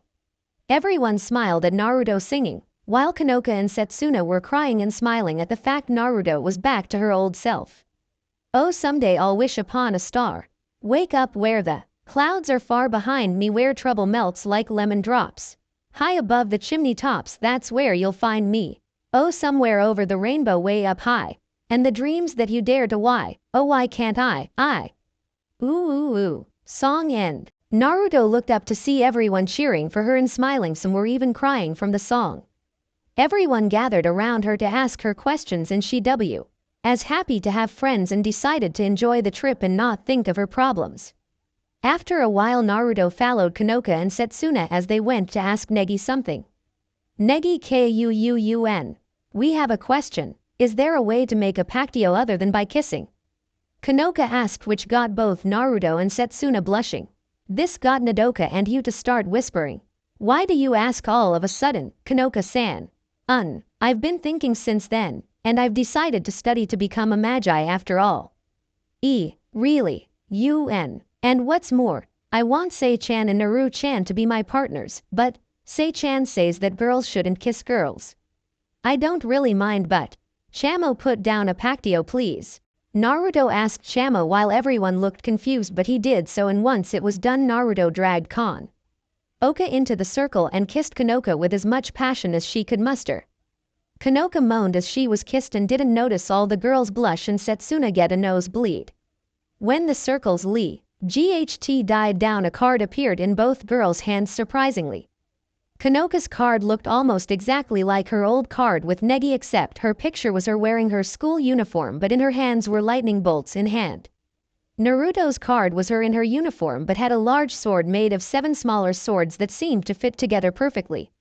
Next she grabbed a surprised Setsuna and SSED her with just as much passion as she could with Kanoka. Setsuna moaned into the kiss just like Kanoka did. Everyone yet again blushed and looked in surprise at how direct she was. Setsuna's card was similar to her one with Negi, but the picture showed Setsuna in a leather trench coat with metal guards on her shoulders and black pants. Her hair grew longer to the point to mid-thigh and she had only one wing and it was pitch black. But the most surprising was a massive katana with the name Masamune on the blade. Naruto's card was her wearing white and black clothes that only covered her legs, chest and lower half of her face. She had the number 3 tattoo onto her stomach and was wielding a hallowed sword. Thanks Chamo and good night girls, I'm going to bed early, see you tomorrow. Everyone was happy Naruto was back to normal, however Kanoka and Setsuna couldn't stop blushing from Naruto's action. What's ya think some crossover from Bleach and Final Fantasy? I used over the rain bow because it felt right about the problems she was having. Chapter 6. Summary: after being chased into a old part of Konoha Forest and falls, he becomes something more with the help of a creature rivaling the Biju. Fem Naruto, Harem Naruto x Setsuna x Kanoka. I don't own anything about the story. Normal speaking. Thinking. Demonic and summon speaking. Demonic and summon thinking. Machine speaking. Chapter 6. An attack. After the trip, Naruto was feeling better than ever from her time away from civilization and the thought of her so-called family finding her. Negi, however, looked like crap whenever he came to class and it worried the class, but she knew it had to do something with his training. She sweat dropped when she witnessed Negi leave the classroom after class and end up slamming into the walls along the way. She wondered what kind of training Eva was putting him through and if she could find her today after class to talk about something important. She watched as some of the class followed and was about to follow, but she felt a small pulse of demonic energy. She ran towards the signal, summoning her scythe to her side, hopping to finish the demon fast to avoid the fact she was rusting. It was the time of the month that her dragonic skin started to rust and turn her skin a tan color. Lucky they believed she was just that tanned. The problem with rusting for her kind was that her skin would become weak, allowing even small knives to cut her and her usual strengths to weaken to about a fourth. I could have sworn the pulse came from right here. Naruto looked around the world tree, having felt a demonic being. As she looked around, she never noticed 3 figures rise from the water around her. The figures charged Naruto, who just noticed them in time to MP back and swing her scythe, cutting one in half. She, however, was surprised by the fact the opponent she hit with her scythe regenerated in seconds as if nothing happened. Hee, you must be the one Master talked about, one of the small figures said as the 3 of them took on the form of small children. Who are you? Who we are in, not what you need to be concerned with but what we know. Naruto narrowed her eyes at them, wondering what they meant.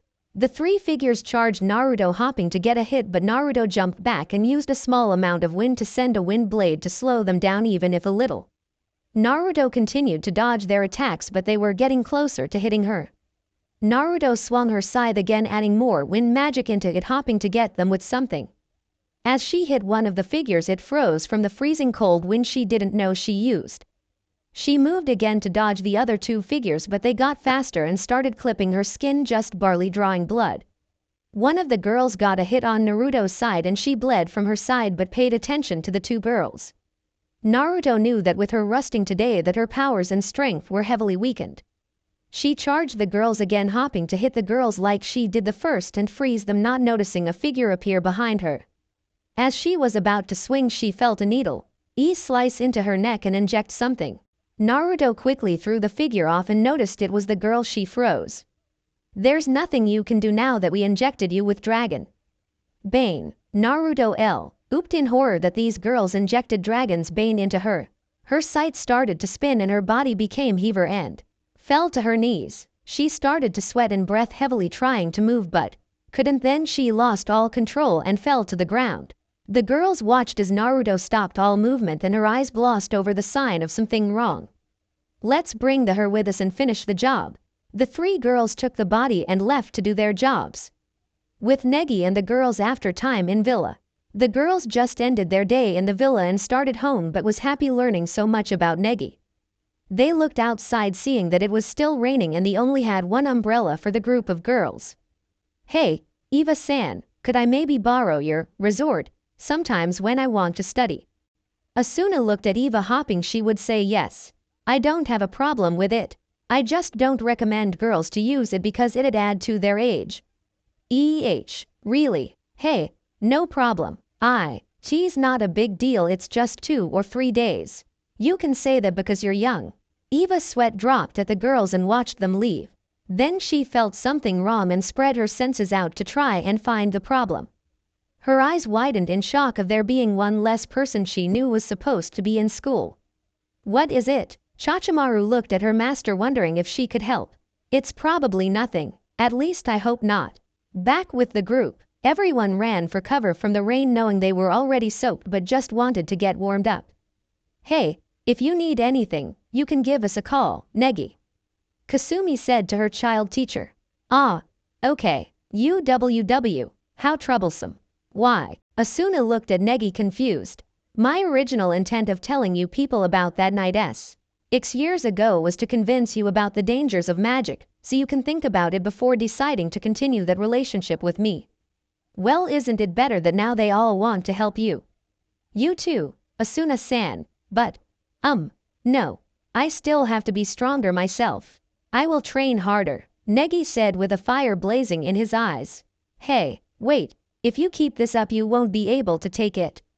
It's okay, Asuna-san. Geez, off training hard on his own again. Asuna watched Negi leave. Would Negi-kun become spacey in class again? Negi-kun is pushing himself too far, he's too serious. But I guess after hearing and seeing Negi-sensei's past, we can at least understand why he has this sort of personality. It's like Naruto-sama's personality from going to teenager to hardened warrior is a split second if needed. They all shook their heads and left for separate ways not knowing they were being hunted. The 3 girls that took on Naruto were hunting the girls that they were tasked to while their master took on Katarao who escaped Kyoto and made his way to the school only to be found hurt by 2 class members of Naruto's. Kasumi, Nodoka, Yu, and Kufei were taken fro. And the baths as they washed in the pool-like bath. Kanoka and Asuna were taken from their room, while Setsuna was taken down by one of the girls becoming a naked Kanoka shocking her to lower her defense to attack. We find the girls at the university's festival stage most in bubbles but Asuna was tied up in a skimpy outfit. WHAA, WWYAM I dressed like this.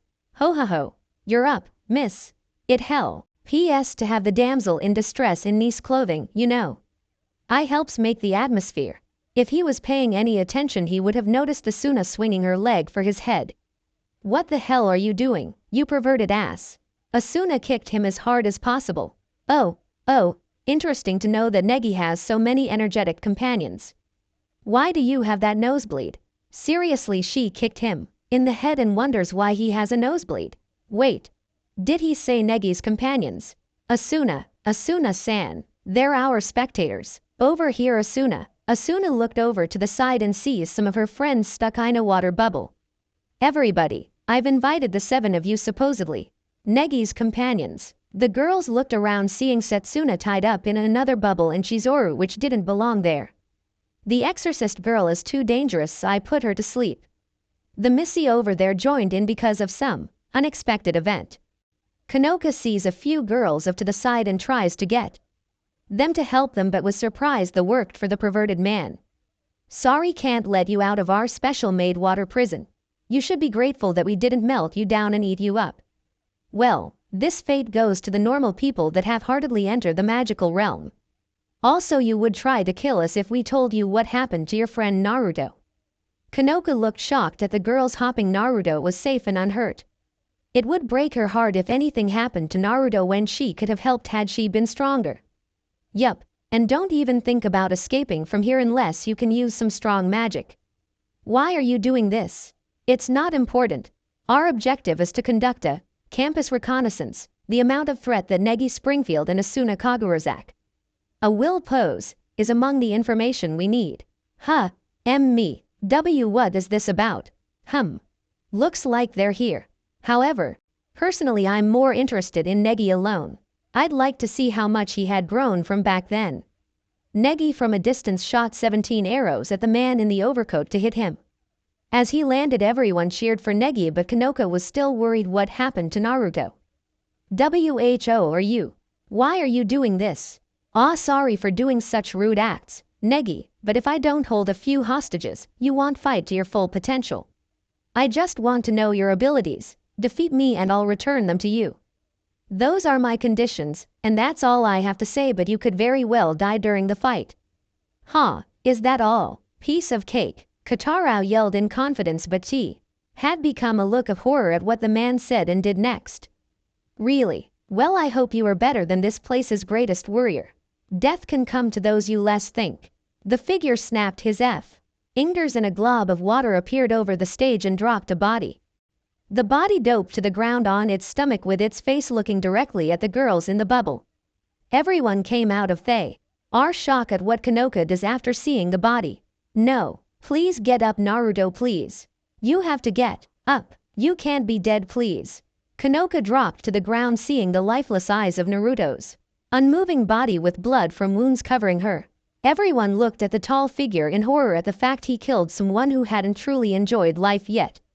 She was the strongest here at the SCH. Lul and she lost. Do you still wish to fight? Both of the boys decided to fight together so as not to be killed, but still mourned the loss of a comrade. The man sent his companions to fight Negi and Katarao, who were fighting back but crying for Naruto. Everyone watched as Negi and Kodayu fought for their lives in them, but Kanoka wasn't watching the battle. Kanoka was still watching the body of Naruto crying at the loss of her friend and one of the girls she loved with all her heart. She thought all the way back to when they were kids how Naruto would save them from problems they got into no matter the problem. She would hold her and Setsuna when they had nightmares and always made them happy when they were sad. She would get them presents, make them cookies, even kissing their boo-boos when they hurt themselves. Yet Naruto laid there in front of her dead and she couldn't stop it, being too weak to help any of them. Kanoka looked up to see their attempt to seal away the monster that killed Naruto with no regret. I've already set a barrier in the surrounding region. Even if we cause a huge ruckus, no one will feel it at all. The man appeared behind Negi and launched a punch that ved too fast for Negi to see, but was able to dodge in time before getting hit by energy launched by the punch. They kept moving to get out of the path of the series of punches being launched at them. If we can't use the bottle, we'll just have to give it our best then. Darn it, that's the way it is. Ross telephone ma sure magister. Katora started a spell. Eunice Fulgur Considens Noctum in Mayas Manu. Ensinimcumedat. Negi also started a spell. Anagami Ryuu Ku Ga. Katora yelled, sending the spell at the man. Fulberitino Albicans. Negi sent the spell after the first, hoping it would hit. However, it was stopped in front of him and Asuna screamed in pain. Asuna-san, man, it got nullified again. Even my vacuum skill too. Magic neutralization, known as the ability to completely nullify magic. How is it possible for a normal mortal like Miss Kaburazaka Asuna here to have such an amazing ability? Not only is it extremely rare, it is also extremely dangerous. The man decided to finish fight with his fists, not seeing Shamo run for Asuna to help take the pendant, using Asuna off her. As he got closer to Asuna, he was captured and thrown in the bubble, holding most of the girls. Everyone continued to watch as the monster beat the two boys down with no mercy. You're not giving it your best yet. What? I'm really giving it my best here. Oh really? Oh man, and I even heard that Thousand Master's son is quite a worthy adversary, but compared to him, you're the direct opposite. You're not even like a fighter at all. Damn, this is not good. That guy's too strong. And, worst, magic's obsolete. We're at a complete disadvantage. If this drags on. Kanoka looked at the girls and Chamo with tears in her eyes from Naruto's death. Kamo-kun, we only need to remove that pendant on Asuna, right? Everyone looked at Kanoka, who was still crying. Everyone please gather for a moment. Don't let those slime girls see this. Well, actually, I left one of those foldable wands in my pocket. Everyone looked at the wand Kanoka held in her hand. What exactly do you fight for, Negi-kun? What do I fight for? Yeah, look at Kotarao-kun. Fact is, he enjoys fighting a lot, and you? For your companions. Preposterous. Absolutely preposterous. Negi-kun, you disappoint me. A person's reason for fighting must always be for himself. No other options, anger, hatred, and vengeance, are what causes most people to fight at their best abilities. Or to make it simple, I am satisfied as long as I'm strong. People like Kotarao-kun, if that's not how you feel, that fighting will be meaningless. I don't fight satisfaction, I fight because of the guilt you experienced when mortals like them get involved because of you. The sense of responsibility to want to save them. Like the guilt you feel. No, knowing had you not come to this school, Naruto would probably still be alive with the two girls that love her by her side, living happily. The reason you fight is ish to run away from those memories of that snowy night. How do you know about that? No, that's not true. Negi said in shock that the man knew about his past. Is that so? Well then, how about now? Negi trembled at the sight in front of him, not moving from his spot in terror. Ha ha ha, not bad, huh, I like the expression on your face now. Negi-kun, haha, even till today when I tell people I'm a demon, they think I'm joking with them. Yes, your vengeance, Negi-kun. On that day we were summoned, I am one of few high-level demons who were called there. I am also the one who petrified nearly your entire village too, but I was defeated by the old magister, so feel like fighting for yourself yet? Katora tried to get Negi's attention, but Negi sped forward and uppercut the demon into the air and hit him with as much strength as he could and launched the demon higher. Everyone watched as Negi finally started to do damage to the demon and launched the demon to the ground with a bone-snapping punch. Muahahaha. Perfect. Just perfect. This is it. This is exactly what I've been waiting for. That's how Thousand Master's son should be. The demon tried to fire an attack at Negi in full beast form, but Negi was knocked away by Kotarao. When Negi came back to himself, Kotarao hit Negi over the head and started yelling at Negi. Kanoka and the RS took the time the demon was occupied by them fighting to start the plan. As they were starting, the demon looked over and saw what they were grouped together and heard Prakt Vijinar. They started the charm and Kanoka put as much Kai as she could and they destroyed the prison. Kanoka ran to the bubble holding Setsuna and busted the bubble, catching Setsuna as she fell. Hu Fei went for the other bubble while Yu and Nodoka went for the sealing bottle. Asakura went for Asuna to take off the pendant that nullified the magic, and Nodoka and Yu sealed the slim girls who tried to attack them. Ru charged the demon and separated to distract him as Negi waited behind. The demon, however, hit every one of his clones but didn't see the real Kotarao show up in front of him and hit him up as Negi slammed into the demon, launching him back. As the demon was launched back, Negi used the lightning axe spell he learned from Eva to defeat him. Kotarao ran for Chizuru to make sure she was safe, however everyone looked at Setsuna and Kanoka. Kanoka had Naruto's head to her chest and cried into Naruto's hair, begging for her to wake up as Setsuna cried, holding onto one of her dead friend's hands. Konik cried even harder when she felt no pulse or breathing, making everyone's heart to break for the two girls. Setsuna cried as she held the hand on to her cheek, not feeling any body heat coming off Naruto. And Kanoka held Naruto's head in an even tighter grip, not wanting to let go. Why did you have to die? Please come back. Me and Sei-chan love you. Naruto-chan, please come back. Kanoka kept crying into Naruto's hair as everyone bowed their heads in sorrow of losing a friend. You guys won after all. Aren't you gonna give me the final blow? If I'm left like this, I might just return to my home country. Maybe after I've recuperated and recovered I'll come back again, you know. Everyone was listening to the demon talk. I've checked on you already. The last spell out of the 9 combat spells you learned before you came to Japan, that high-leveled ancient magic, should be for that spell, right? That spell which is used to exterminate high-level demons like me who can only be stopped by sealing. You learned it with the mindset of avenging your fellow villagers. I won't give you the final blow. I won't become a monster and kill someone no matter the crime. I won't attack you no matter what. The demon looked at Negi and did something that surprised them all. Ha ha ha ha ha ha ha ha ha. Negi-kun, what a honest fellow you are. The demon had Negi come over. That lady, Kanoka S. He has terrifying and powerful magical powers. She may just become the world's ultimate healer with ample training. Also Dragon's Bane. Everyone looked at the demon confused. Dragon's Bane. It's what I used on Naruto. It's a poison that causes a dragon that has large quantity of it in their system to go into a forced hibernation and will stay that way for 20 years. The only way to cure it is kind of fairy tale ending, but it works. The dragon has to be kissed by people who truly love them with all their hearts. Kanoka and Setsuna cried tears of joy at the knowledge Naruto was alive.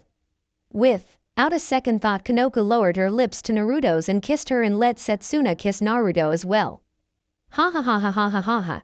I can't believe you fell for that. I'm sorry, I couldn't resist. No, the antidote is in my pocket. Here. By the way, girls, she still had all her senses active when everything happened. The demon left after giving Negi the antidote, not seeing the mad blushes on Kanoka's and Setsuna's faces. They forced the antidote down Naruto's throat and watched to see any changes. So, you and Sei-chan love me, huh, Kono-chan? Naruto said in a weak voice from the poison, and smiled. And she saw Kanoka and Setsuna blush and nod their heads yes. Everyone cheered for the small group of girls, happy they were okay. The next day, everything had gone back to normal except the Dragon Bane was affecting her a little by making her sleepy. The class were surprised, however, when Naruto, Setsuna, and Kanoka walked into the room holding hands. They told everyone that she was in love with both of them, and everyone was happy Naruto had someone that loves her in life. After class, Kanoka asked Naruto to train her to become strong enough to help her and Setsuna when they needed it. Actually, there is something I've been meaning to give to you, Setsuna and Asuna, something I got. Let's go get Negi first though. After getting Negi, they went to Eva's home to use the resort.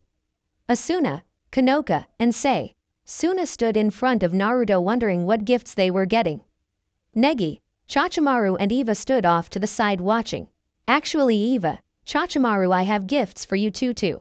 Both girls looked a little surprised but stood in line anyway. No, Asuna, Sei-chan, Chachimaru, and Kono-chan, I had one of my contacts find these to help fighting. Naruto pulled out a scroll from a seal on her arm. To put it simple as possible, in the scroll I have 4 of 7 powerful swords used to defeat powerful opponents, and if trained correctly could bring you great power. The weapons were wielded by the 7 swordsmen of the mist, who were powerful swordsmen that could use their weapons to the highest. Naruto looked at a surprised Eva and Setsuna, who knew of the 7 swordsmen. Kanoka, I want you to have the Kiba, which is a set of 2 swords that have been imbued with lightning, meaning you can bring out the true power because Habana. Chachimaru, I want you to wield the Kabutowari, which can break through any defense. Asuna, I want you to wield Shibuki, which is a sword that utilizes exploding notes to explode on contact, giving the blade a stronger hit. Setsuna, I want you to wield Nuibari YCH is a sword with a needle-like blade that when it strikes something, the wire in the handle of the sword is used to stitch what's hit together. Everyone looked at Naruto, shocked at the weapons she unsealed and gave to them in order. They looked at the weapons and silently agreed to master their weapons to help them if needed. What is my gift? Eva looked at Naruto wondering what she was getting. Your gift is freedom. Everyone looked at her confused. What I mean is I asked the dean for a copy of the seal holding you here and found a way to slip through it. Eva looked at Naruto, shocked that she going to be free. However, you will need leash of a sort to allow you freedom. You will gain all your power, but until I can find a way to separate you completely from the seal, you have to stay by my side. I will have to do this during the first day of the festival, so you have to wait. They started training to get stronger with Negi to help with friends and loved ones to protect them from danger for any up and coming trouble. What they didn't know was that one group who was going to mess with their lives was in their own home and another group just outside the city. The end. Remember to subscribe and like this video. See you in the next video.